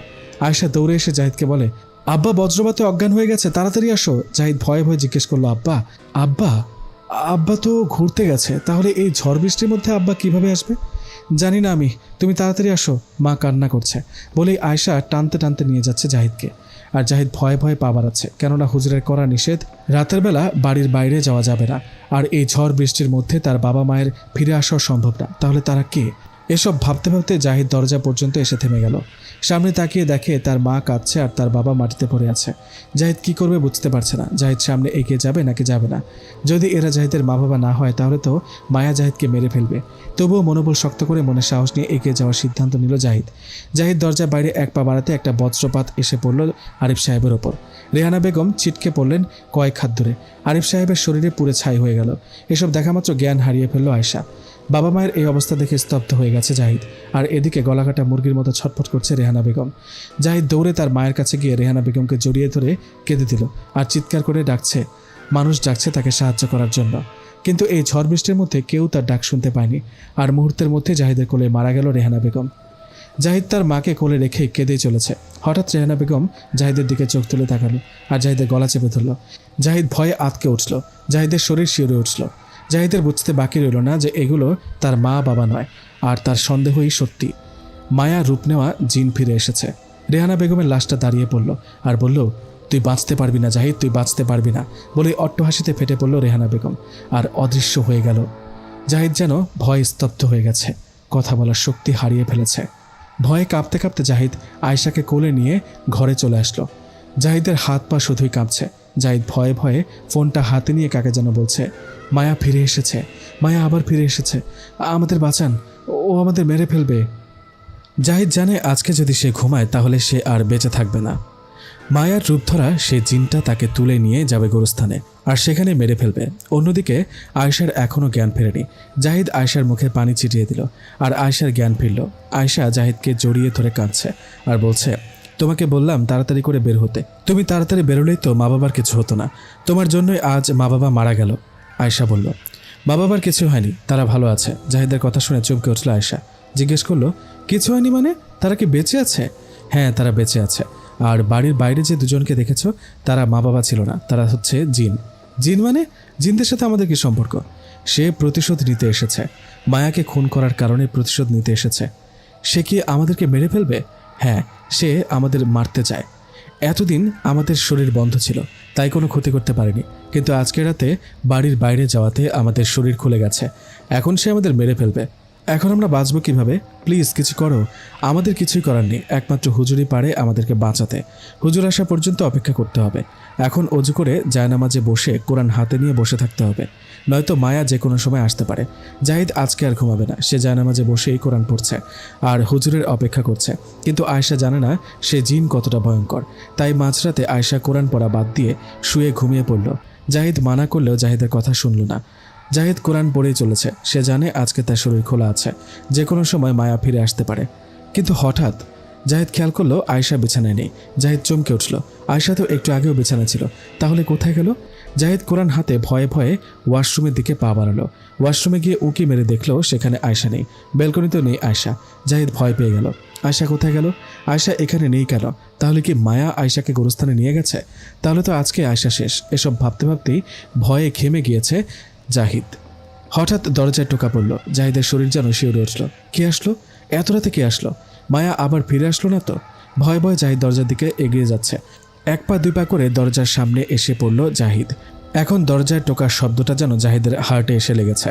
জাহিদের হৃদস্পন্দন বেড়ে চলেছে, তবুও মনে একটু সাহস নিয়ে কাঁপা কাঁপা হাতে দরজা খুলল জাহিদ। দেখলো দরজার সামনে হুজুর দাঁড়িয়ে আছে। জাহিদ এবার একটু সাহস পেল আর হুজুরকে দেখা মাত্রই বলে উঠল, হুজুর, মায়া ফিরে এসেছে। মায়া আয়েশাকে গোরস্থানে নিয়ে গেছে। মায়া আয়েশাকে মেরে ফেলবে, প্লিজ কিছু করুন। অন্যদিকে আয়েশার বিদ্যুৎ চমকানোর শব্দে ঘুম ভাঙল। আয়েশা উপরের দিকে তাকিয়ে দেখে উপরে ছাদ নেই আর তার নিচে বিছানা নেই, সে পড়ে আছে কাদা মাটিতে। ভয়ে আয়েশার গা শিউরে উঠল। কি ঘুটঘুটে অন্ধকার, চারিপাশটা নিস্তব্ধ, শুধু মাঝে মাঝে বিদ্যুৎ চমকাচ্ছে। আয়েশার মনে হচ্ছে বজ্রপাতগুলো যেন তার ওপর পড়ছে। বিশাল একটা বিদ্যুৎ চমকানোর আলোয় চারপাশটা কিছু সময়ের জন্য আলোকিত হয়ে উঠল। আর আয়েশা দেখতে পারল তার আশেপাশে শুধুই ভাঙাচোরা কবর, আর সে পড়ে আছে একটা গোরস্থানের মাঝে। ভয়ে আয়েশার গা শিউরে উঠল। কি করবে বুঝতে পারছে না, শুধু এইটুকুই জানে আয়েশার সামনে অপেক্ষা করছে খুবই ভয়ঙ্কর বিপদ। হঠাৎ কেউ আয়েশার কাঁধে হাত রাখল। আয়েশা ভয়ে কেঁপে উঠল, ভাবছে হয়তো মায়া ফিরে এসেছে। ভয়ে ভয়ে পেছনের দিকে তাকিয়ে দেখল জাহিদ। আয়েশা হাউমাউ করে কেঁদে দিয়ে জাহিদকে জড়িয়ে ধরল আর জিজ্ঞেস করলো, আমরা এখানে কেন? আমরা এখানে কি করছি? কবর দিতে এসেছি, জাহিদ বলল। কার কবর? কিসের কবর? চলো বাড়ি ফিরে যাই, আগে কাজ শেষ করব, তারপর বাড়ি ফিরব। এখন আয় আমার সাথে। আয়েশা জাহিদের কথা শুনে একটু ভয় পাচ্ছে। আজকে জাহিদের কথা বলার ভঙ্গি কেমন যেন অন্যরকম। জাহিদকেও একটু অন্যরকম লাগছে, তবুও ভয়ে ভয়ে জাহিদের পিছে পিছে হাঁটছে আয়েশা। জাহিদ চুপচাপ এগিয়ে চলেছে, থামার কোনো নাম নেই। হঠাৎ জাহিদ থেমে গেল। আয়েশা সামনে এগিয়ে দেখে জাহিদ একটা নতুন খোঁড়া কবরের সামনে দাঁড়িয়ে আছে। আয়েশা ভয়ে আটকে উঠল। আশেপাশে সব জায়গা বৃষ্টির কারণে কাদায় ভরপুর, অথচ এই কবরটা পরিষ্কার শুকনো। তবুও ভয়ে ভয়ে আয়েশা জিজ্ঞেস করলো, এটা কার কবর? এটা আয়েশার কবর, জাহিদ বলল। এবার যেন আয়েশা ভয়ে কাঁপা শুরু করলো। ভয়ে আয়েশার গলা শুকিয়ে আসছে। আয়েশা জাহিদের দিকে তাকিয়ে দেখলো জাহিদের ঠোঁটের কোণে হাসি ফুটে উঠেছে। আর মুহূর্তের মধ্যে জাহিদ বলে উঠল, বল কবরটা কেমন হয়েছে? তোর জন্য নিজ হাতে এই কবরটা বানিয়েছি। আয়েশা ভয়ে স্তব্ধ হয়ে গেছে, কথা বলার শক্তি হারিয়ে ফেলেছে। আর তখনই পেছন থেকে একটা চিৎকার ভেসে আসলো, আয়েশা ওদিক থেকে ফিরে আসো, তোমার সাথে যে দাঁড়িয়ে আছে সে একজন জিন। আয়েশা পেছনে তাকিয়ে দেখে জাহিদ আর হুজুর তার দিকে দৌড়ে আসছে, আর সাথে থাকা জাহিদটা উধাও হয়ে গেছে। এই দৃশ্যটা আর সহ্য করতে পারল না আয়েশা, মুহূর্তের মধ্যে মাটিতে পড়ে গেল আর সেখানে জ্ঞান হারিয়ে ফেলল। জাহিদ আর হুজুর মিলে আয়শাকে বাড়িতে নিয়ে আসলো। আয়শার যখন জ্ঞান ফিরল, আয়শা তখন আতঙ্কিত ছিল। ভয়ে আয়শার মুখ শুকিয়ে গেছে। পরদিনই আয়শার এত বেশি জ্বর আসলো যে আয়শা বারবার জ্ঞান হারিয়ে ফেলে। জাহিদ আয়শাকে নিয়ে চিন্তিত, হয়তো আয়শা বাঁচবে না। হুজুর অনেক চেষ্টা করেছে, কিন্তু আয়শা কিছুতেই সুস্থ হচ্ছে না। হুজুর যতক্ষণ আয়শার পাশে থাকে, আয়শা ততক্ষণ নর্মাল থাকে। হুজুর চলে আসলেই আয়শার শরীরে প্রচণ্ড ব্যথা শুরু হয়। আয়শা ব্যথায় ছটফট করে আর রক্ত বমি করে মুহূর্তে অজ্ঞান হয়ে যায়। জাহিদ এসব আর সহ্য করতে পারছে না। আয়শার এত কষ্ট সে কিছুতেই মানতে পারছে না। হুজুর জাহিদকে জিজ্ঞাসা করলো, জাহিদ, কিছু তো আছে যা তোমরা আমার থেকে লুকাচ্ছ, যার কারণে আয়শার এই অবস্থা। যদি তুমি না বলো কি লুকাচ্ছ, তাহলে আয়শাকে আমি কখনো সুস্থ করতে পারবো না। আয়শাকে বাঁচাতে হলে আমাকে সত্য কথা বলতে হবে। বলো তুমি কি লুকাচ্ছ? হুজুর, আমি ভুল করেছি। আমি নিজেই মায়াকে কথাটা বলতে যাবে তখনই জাহিদের মা বাবা এসে পড়ল। তারা আয়শাকে এই অবস্থায় দেখে হাসপাতালে নিয়ে গেল, আর জাহিদ কথাটা বলতে পারল না। 2 দিন হয়ে গেল। আয়শাকে ডাক্তার, হাসপাতাল সবই দেখিয়েছে, কিন্তু আয়শার জ্বর কিছুতেই কমছে না। আর হুজুর এই 2 দিনে অনেকবার জাহিদকে জিজ্ঞেস করেছে সত্য কথাটা জানার জন্য, কিন্তু জাহিদ আর কিছুই বলেনি। বললে জাহিদের মান সম্মান সব শেষ হয়ে যাবে, তাই চুপ করে থাকে। তবে হুজুরের আর বুঝতে বাকি নেই যে জাহিদ ওই জিনটার অনেক বড় ক্ষতি করেছে। হুজুর সত্য না জানার কারণে আয়শাকে সুস্থ করার কোনো উপায় খুঁজে পাচ্ছে না এবং হুজুর মনে শান্তি পাচ্ছে না। তাই বাধ্য হয়ে হুজুর সিদ্ধান্ত নিলেন আগামীকাল রাতে হুজুর ওই গোরস্থানে যাবে এবং জিনকে হাজির করে সত্যটা জানবে। দেখতে দেখতে সেই সময় এসে পড়ল, আর হুজুর এগিয়ে চলল ওই গোরস্থানের দিকে। সত্য জানার ইচ্ছা আর আয়শাকে সুস্থ করার আকাঙ্ক্ষা নিয়ে এগিয়ে চলছে ওই গোরস্থানের দিকে। হুজুর নিজেও জানে না ওই গোরস্থানে হুজুরের জন্য কি অপেক্ষা করছে, কি হবে আজকের রাতে। যাই হোক না কেন, হুজুর কোনো কিছুই ভয় পায় না। তাকে যে কোনো মূল্যে সত্যিটা জানতে হবে। জানতেই হবে সেই জিনটা কেন জাহিদকে মারতে চায়। হুজুর এগিয়ে চলছে জনমানবহীন রাস্তা দিয়ে। রাস্তাটা এতটাই অন্ধকার যে নিজের শরীর পর্যন্ত দেখা যায় না। ছোট একটা টর্চ লাইট জ্বালিয়ে গুটি গুটি পায়ে হেঁটে চলেছে হুজুর। চারিপাশটা একেবারে নিস্তব্ধ, অথচ এই রাস্তা দিয়ে দিনের বেলায় চলাচল করে শত শত মানুষ, আর রাত হলে এই রাস্তাটা হয়ে যায় জনমানব শূন্য। হুজুর হেঁটে চলেছে তো চলছেই, থামার কোনো নামই নেই।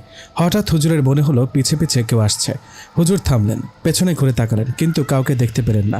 আবার এগিয়ে চলেছে হুজুর। আবারও হুজুরের মনে হচ্ছে কেউ পেছনে আসছে। হুজুর ঘুরে দেখল, কিন্তু এবারও কেউ নেই। হুজুর পেছন থেকে ঘুরে সামনে তাকাতেই কিছু একটা হুজুরের সামনে লাফিয়ে পড়ল। হুজুর চমকে উঠলেন। হুজুর সামনে তাকিয়ে দেখে একটা কালো বিড়াল হুজুরের দিকে বড় বড় চোখ করে তাকিয়ে আছে। হুজুর বিড়ালের দিকে তাকাতেই বিড়ালটা একদিকে দৌড় দিল, আর মুহূর্তের মধ্যেই কোথায় যেন হারিয়ে গেল। হুজুর আবার এগিয়ে চললেন ওই গোরস্থানের দিকে। কিছুক্ষণ এগিয়ে চলার পর হুজুরের আবারও মনে হলো পেছনে কেউ আসছে। হুজুর হাঁটা থামিয়ে পেছনে তাকিয়ে রাগী কণ্ঠে বললেন, তুই কি মনে করিস তুই আমাকে এভাবে ভয় দেখাতে পারবি? তোর সাহস থাকে তো তুই আমার সামনে আয়। বলেই হুজুর আবার হাঁটা শুরু করলো। এবার আর কোনো সমস্যা হচ্ছে না। হুজুর হেঁটে চলেছে, এই রাস্তা যেন শেষ হচ্ছেই না। হুজুর হাঁটতে হাঁটতে হঠাৎ পড়ে গেলেন একটা গর্তে। হুজুর গর্তে দাঁড়িয়ে দেখলেন এটা কোনো গর্ত না। হুজুর দাঁড়িয়ে আছে একটা নতুন খোঁড়া কবরের মাঝে। হুজুরের গা শিউরে উঠল। সে এই রাস্তার মাঝখানে কবর খুঁড়ল। হুজুর একটু ভয় পেলেন। এর আগে হুজুর কত জিনকে সাইজ করেছে তার হিসেব নেই, কিন্তু এর আগে কেউ হুজুরকে কবরে নামানোর সাহস করেনি। হুজুর দোয়া পড়তে পড়তে কবর থেকে উঠে আসলো, কিন্তু হাঁটা থামালেন না। আরও দ্রুত গতিতে হেঁটে চলেছেন কবরস্থানের দিকে। রাস্তায় হাঁটতে হাঁটতে হঠাৎ হুজুর শুনতে পেলেন কেউ তাকে ডাকছে, হুজুর হুজুর। হুজুর থমকে দাঁড়ালেন আর ভাবছে কে ডাকছে তাকে। জিনটাকে এখানে চলে আসলো। ভাবতে ভাবতেই পেছনে ঘাড় ঘুরিয়ে দেখেন তার মুখের একেবারে সামনে এক বৃদ্ধা মহিলা দাঁড়িয়ে আছে। হুজুরের আত্মাটা কেঁপে উঠল। বৃদ্ধার গায়ে পুরনো জামা কাপড় পরা, দেখে মনে হচ্ছে হাঁটতে চলতে পারে না। তাহলে এই জনমানব শূন্য জায়গায় আসলো কিভাবে? বৃদ্ধাটি হুজুরকে বলল, হুজুর ওইদিকে যাস নে, ওইদিকের গোরস্থানটা বেশি ভালো না। সেখানে প্রায়ই মানুষ নানা রকম অদ্ভুত জিনিস দেখে। আমাকে নিয়ে আপনার চিন্তা করতে হবে না, বরং আপনি বলুন আপনি কে, আর আপনি এখানে কি করছেন? আমি কয়েক মাস ধরে কারোর জন্য অপেক্ষা করছি। কয়েক মাস ধরে অপেক্ষা করছেন মানে? তোর এসব ভাবতে হবে না, তুই বাড়ি ফিরে যা। আমি এখন বাড়ি যেতে পারবো না, আমার কাজ আছে। বলেই হুজুর চলে আসলেন। একটু দূর গিয়ে পেছনে তাকিয়ে দেখেন বৃদ্ধাটি মুহূর্তের মধ্যেই গায়েব হয়ে গেছে। হুজুর বুঝতে পারলেন বৃদ্ধাটি একজন জিন ছিল আর তাকে ভয় দেখাতে এসেছিল। হুজুর দ্রুত গতিতে আবার হাঁটা শুরু করলেন। অবশেষে হুজুর সেই গোরস্থানে এসে পড়লেন। হুজুর গোরস্থানটা ভালো করে দেখার চেষ্টা করছেন, কিন্তু হুজুরের হাতে থাকা ছোট্ট টর্চ লাইটের আলোয় একটু দূরেই দেখা যায় না। গোরস্থানটায় খুটখুটে অন্ধকার, চারিপাশটা একেবারে নিস্তব্ধ। অথচ হুজুর জানে যে গোরস্থানে রাতের বেলায় শিয়ালদের ডাকাডাকিতে মানুষের ঘুম হারাম হয়ে যায়, কিন্তু এই গোরস্থানটা একেবারে অন্যরকম। কোনো শিয়াল তো দূরের কথা, একটা মশাও নেই এই গোরস্থানে। হুজুর অনেকক্ষণ দাঁড়িয়ে আছে গোরস্থানের মাঝখানে, কিন্তু কিছুই বুঝে উঠতে পারছে না। এবার হুজুর সূরা জিন পড়া শুরু করলো, সাথে আরও কি কি আয়াত যেন বলল।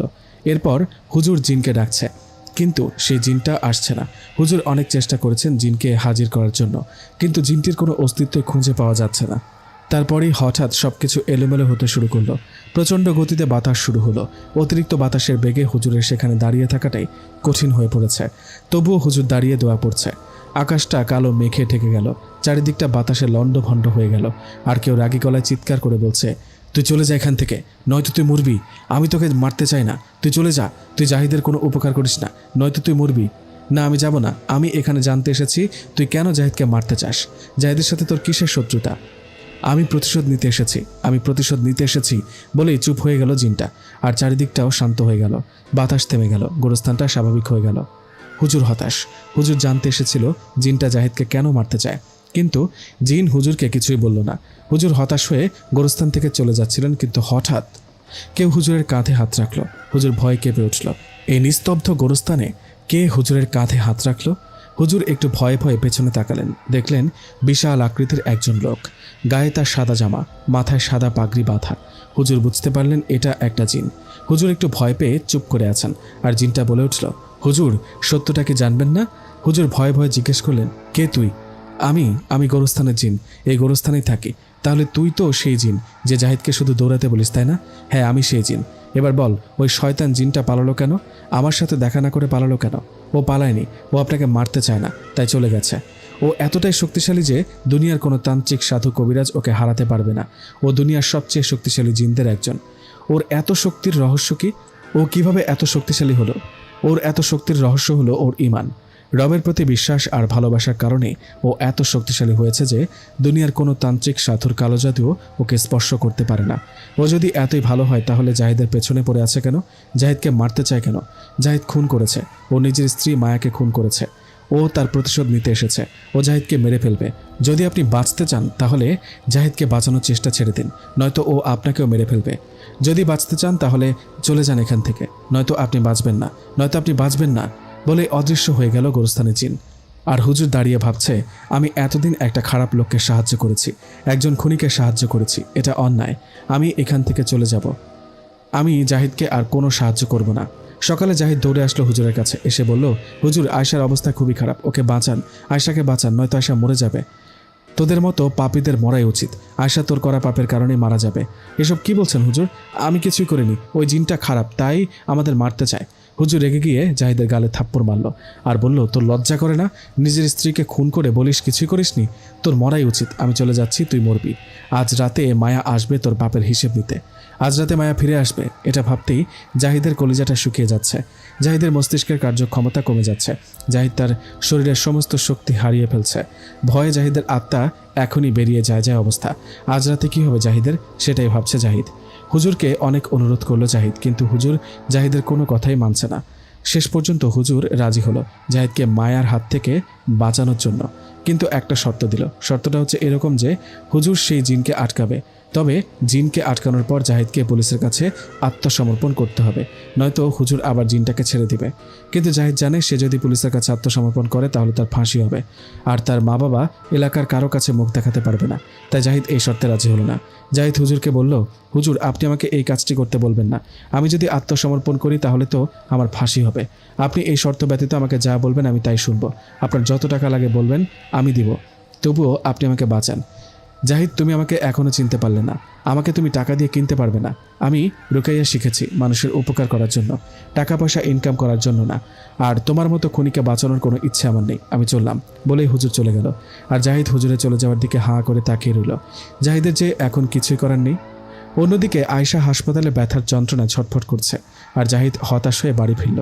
জিনটা আজ রাতে ফিরবে, মায়ের সাথে করা অন্যায়ের প্রতিশোধ নিবে, এটা ভাবতে জাহিদের গলা শুকিয়ে যাচ্ছে। জাহিদ কার কাছে যাবে, কিভাবে নিজের জীবন বাঁচাবে, কিছুই বুঝতে পারছে না। হঠাৎ জাহিদের ফোনে রিং বেজে উঠল। জাহিদ কল রিসিভ করতে ওপাশ থেকে রেহানা বেগম বলে উঠল, জাহিদ, আয়শা এখন মোটামুটি সুস্থ। একটা অপরিচিত লোক আয়শাকে সুস্থ করে তুলেছে। জাহিদ অবাক হয়ে জিজ্ঞেস করলো, কে সে আর কিভাবে সুস্থ করলো? তুই তার নাম্বার নে, তার সাথে কথা বললেই বুঝতে পারবি। রেহানা বেগমের কাছ থেকে জাহিদ নাম্বার নিল। এবার যেন জাহিদ বাঁচার একটু আশা ফিরে পেল। মনের মধ্যে বেঁচে থাকার আকাঙ্ক্ষা বাড়তে শুরু করলো। জাহিদ ফোনটা হাতে নিয়ে কল দিল সে নাম্বারে। মুহূর্তের মধ্যেই কল রিসিভ হলো, আর জাহিদ শুনতে পেল একটা পরিচিত কণ্ঠ ভেসে আসছে ফোনের ওপাশ থেকে। হ্যালো জাহিদ। হ্যাঁ আমি জাহিদ, কে আপনি? আমার পরিচয় আপাতত না জানলেও চলবে। আগে বল তোর সমস্যা কি? আপনি কি আমায় বাঁচাতে পারবেন? আজ রাতে মায়া ফিরে আসবে আমায় মারতে। আপনি আমাকে বাঁচান প্লিজ। ঠিক আছে, আমি দেখব বলেই ফোনটা কেটে দিল সেই লোকটি। জাহিদ ভাবছে লোকটিকে হয়তো সে চেনে, আর লোকটিও হয়তো তাকে জানে, কিন্তু কে ওই লোক? সে কি আজ রাতে আমাকে বাঁচাতে আসবে, নাকি আমার মারা যেতে হবে মায়ার প্রতিশোধ নিতে আসা সেই জিনটার হাতে? এসব ভাবতে ভাবতে সারাদিন চলে গেল। জাহিদ একা বাড়িতে ভয়ে অস্থির হয়ে গেছে। সে কি করবে ভেবে পাচ্ছে না। এদিকে রাতও হয়ে আসলো, কিন্তু সেই লোকটি এখনও আসলো না। জাহিদ কোরআন হাতে নিয়ে বসে আছে জানামাজে। যদি কোরআন পড়া দেখে ভয় পেয়ে জিনটি না আসে, কিন্তু জাহিদ ভুলেই গেছে সেই জিনটি পবিত্র, তাই সে কোরআন পড়া দেখে ভয় পাবে না। দেখতে দেখতে রাত গভীর হয়ে আসছে, আর জাহিদের ভয় যেন বেড়েই চলেছে। জাহিদ সন্ধ্যার পর থেকে জায়নামাজ ছেড়ে একবারের জন্য ওঠেনি, কিন্তু এবার উঠতে হবে। জাহিদকে ওয়াশরুমে যেতে হবে। জাহিদ ভয়ে ভয়ে ওয়াশরুমের দিকে এগিয়ে যাচ্ছে। ওয়াশরুমের সামনে এসে জাহিদ যেই ওয়াশরুমের দরজা খুলল, দেখতে পেল মায়া তার সামনে দাঁড়িয়ে আছে। ভয়ে আতকে উঠল জাহিদ। ভয়ে চোখ দুটো বন্ধ করে ফেলল সে। একটু পর চোখ খুলে তাকালো, দেখলো সামনে কেউ নেই। জাহিদ ভাবলো সে ভুল দেখেছে। জরুরি প্রয়োজন সেরে ওয়াশরুম থেকে বেরিয়ে আসলো জাহিদ। আবার জায়নামাজে বসে কোরআন পড়া শুরু করে জাহিদ। হঠাৎ একটা আয়াতে চোখ পড়ল জাহিদের। আমার ইবাদত করার জন্যই আমি মানব ও জিন জাতি সৃষ্টি করেছি, সূরা যারিয়াত। জিন লেখাটা দেখে জাহিদের অবস্থা খারাপ হতে শুরু করলো। জাহিদের মনে ভয় বাড়তে শুরু করলো। জাহিদ ভাবছে, এখন যদি জিনটা ফিরে আসে তাহলে কি হবে আমার? কে বাঁচাবে আমাকে? এখনও তো সেই লোকটি আসেনি। এসব ভাবতে ভাবতেই হঠাৎ জাহিদের নাকে ভেসে আসলো শরীর পচা সেই ভয়ঙ্কর গন্ধ। জাহিদ ভয়ে কাঁপতে শুরু করলো। জাহিদের বুঝতে আর বাকি রইল না যে মায়া ফিরে এসেছে। তার প্রতিশোধ নিতে মায়া ফিরে এসেছে। এই শরীর পচা ভয়ঙ্কর গন্ধটা এতটাই তীব্র হয়ে আসছে যে জাহিদের নাড়ি ভুঁড়ি মুখ দিয়ে বেরিয়ে আসার উপক্রম। জাহিদ এই গন্ধটা সহ্য করতে পারছে না, শুধুই ছটফট করছে আর নিজের নাক মুখ ঢেকে গন্ধ কমানোর চেষ্টা করছে। কিন্তু কিছুতেই এই দুর্গন্ধটা কমছে না, বরং আরও বেড়েই চলেছে। হঠাৎ সারা ঘরের লাইটগুলো একে একে সব ভেঙে কুড়িয়ে যাচ্ছে, আর মাথার উপর থাকা ফ্যানটা ছিটকে পড়ল জাহিদের সামনে। সারা ঘরটা অন্ধকারে ডুবে গেছে, একেবারে নিস্তব্ধ পরিবেশ। জাহিদের আত্মাটা শুকিয়ে যাচ্ছে। হঠাৎ জাহিদ দেখতে পেল এই অন্ধকারের মাঝে মায়া মোমবাতি হাতে এগিয়ে আসছে তার দিকে। পরনে তার রক্তাক্ত সাদা শাড়ি, খোপায় বেঁধেছে রক্ত মাখা গোলাপ। মাথা থেকে টপ টপ করে মাটিতে পড়ছে তাজা রক্ত। ভয়ে জাহিদ স্তব্ধ হয়ে গেছে। জাহিদ জানে তার সামনে অপেক্ষা করছে এক ভয়ঙ্কর মৃত্যু। মায়া এক পা দুই পা করে এগিয়ে আসছে আর বলছে, আমাকে মেরে সুখে আছিস তাই না? নতুন বিয়ে করেছিস, এখন হানিমুন করবি, বউ নিয়ে বিভিন্ন দেশে দেশে ঘুরে বেড়াবি তাই না? আমাকে ছেড়ে দাও প্লিজ, আমি ভুল করেছি, আমাকে ক্ষমা করে দাও। আয়শার তো সৌভাগ্য হয়েছে তোর সাথে হানিমুন করার, কিন্তু আমি তো তোর স্পর্শও পাইনি। আমি কি ভুল করেছিলাম? কেন আমায় হত্যা করলি? জাহিদ ভয়ে কথা বলার শক্তি হারিয়ে ফেলেছে। মায়া আবার বলতে শুরু করলো, আমিও এখন তোর সাথে হানিমুন করব, তবে সেটা কক্সবাজার কিংবা সাজেক নয়। তোকে নিয়ে যাব ওই গোরস্থানে, সেখানে আমি আনন্দ করব, কিন্তু তুই আনন্দ করতে পারবি না, কারণ তোর কলিজা ছিঁড়েই আমি আনন্দ পাবো। বলেই অট্টহাসিতে ফেটে পড়ল মায়া। জাহিদ শুধু কাঁপছে আর মিনতি করছে, আমায় ছেড়ে দাও, আমার ভুল হয়েছে, আমায় ক্ষমা করে দাও। এর মধ্যে হঠাৎ জাহিদ শুনতে পেল, ভয় পাস না জাহিদ, আমি এসে গেছি, এই জিনটা তোর কিছুই করতে পারবে না। জাহিদ তাকিয়ে দেখলো কবিরাজ গিয়াসউদ্দিন এসেছে, আর জিনটা চিৎকার করে বলল, আজকে তুই বেঁচে গেলি জাহিদ, তবে আমি আবার আসবো। বলে অদৃশ্য হয়ে গেল সেই জিন। জাহিদ গিয়াসউদ্দিনকে দেখে দৌড়ে গিয়ে জড়িয়ে ধরে বলল, তুই এসেছিস বন্ধু, তুই না আসলে ও আমায় মেরে ফেলতো। চিন্তা করিস না, আমি থাকতে ও তোর কিছুই করতে পারবে না। দেখলি ও আমায় দেখে ভয় পালালো। গিয়াসউদ্দিন হচ্ছে জাহিদের কলেজ ফ্রেন্ড। কলেজে থাকতে গিয়াসউদ্দিন মাঝে মাঝে বলতো তার দাদা অনেক বড় কবিরাজ, আর একদিন সেও বড় কবিরাজ হবে। সে সময় জাহিদ গিয়াসউদ্দিনের কথা শুনে অনেক হাসত আর তাচ্ছিল্যের সুরে বলতো, তুই তো ক্লাস 5-এর 4 লাইনের কবিতাই মনে রাখতে পারিস না, তুই কিভাবে কবিরাজি শিখবি? কলেজের পর গত 8 বছরে গিয়াসউদ্দিনের সাথে জাহিদের কোনো যোগাযোগ ছিল না। জাহিদ বলল, তুই কি পারবি ওই জিনটাকে আটকাতে? নয়তো ওই জিনটা আমায় মেরে ফেলবে। তুই চিন্তা করিস না, আগামীকাল রাতই হবে ওই জিনটার শেষ রাত। আগামীকাল রাতে আমি ওই গোরস্থানে যাব আর জিনটাকে ধরে নিয়ে আসব। কবিরাজ জাহিদের হাতে একটা তাবিজ দিয়ে দিল আর বলল, এটা তোর কাছে যতক্ষণ থাকবে ওই জিনটা তোর কোনো ক্ষতি করতে পারবে না। জাহিদ মনে একটু শান্তি পেল, এখন আর ওই জিনটা জাহিদের কোনো ক্ষতি করতে পারবে না। অবশেষে সেই সময় এলো। কবিরাজ তার সহকারীকে নিয়ে চলল ওই গোরস্থানে, আর জাহিদ বাড়িতে অপেক্ষা করছে কখন ফিরে আসবে তার কবিরাজ বন্ধু গিয়াসউদ্দিন। জাহিদ অপেক্ষা করতে করতে রাত পেরিয়ে সকাল হয়ে গেল, কিন্তু এখনও ফিরে আসেনি কবিরাজ গিয়াসউদ্দিন। এবার জাহিদের একটু ভয় লাগতে শুরু করলো। কবিরাজের তো আবার কিছু হয়ে যায়নি, তাই বাধ্য হয়ে জাহিদ সকালে কয়েকজন লোক নিয়ে সেই গোরস্থানে গেল। কিন্তু সেখানে গিয়ে তারা যা দেখলো তাতে সবার গা শিউরে উঠল। গোরস্থানে গিয়ে জাহিদ দেখতে পেল কবিরাজের সহকারী আধমরা হয়ে পড়ে আছে, কিন্তু সেখানে কবিরাজ নেই। সবাই একটু ভয় পেয়ে গেল এবং কবিরাজকে খুঁজতে লাগলো। হঠাৎ একজন লোক চিৎকার দিয়ে উঠল। সবাই তার কাছে দৌড়ে যায়, গিয়ে দেখে কবিরাজকে উল্টো করে একটা কবরে অর্ধেক পুঁতে রাখা হয়েছে। কবিরাজের এই অবস্থা দেখে সবার গা শিউরে উঠল।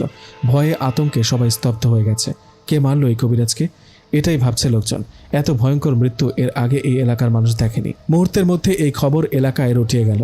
এলাকাবাসী গোরস্থানে এসে ভিড় করলো কবিরাজকে দেখতে। যে কবিরাজকে দেখে সেই ভয়ে আঁতকে ওঠে। এত নির্মম মৃত্যু যে এর আগে কেউ দেখেনি।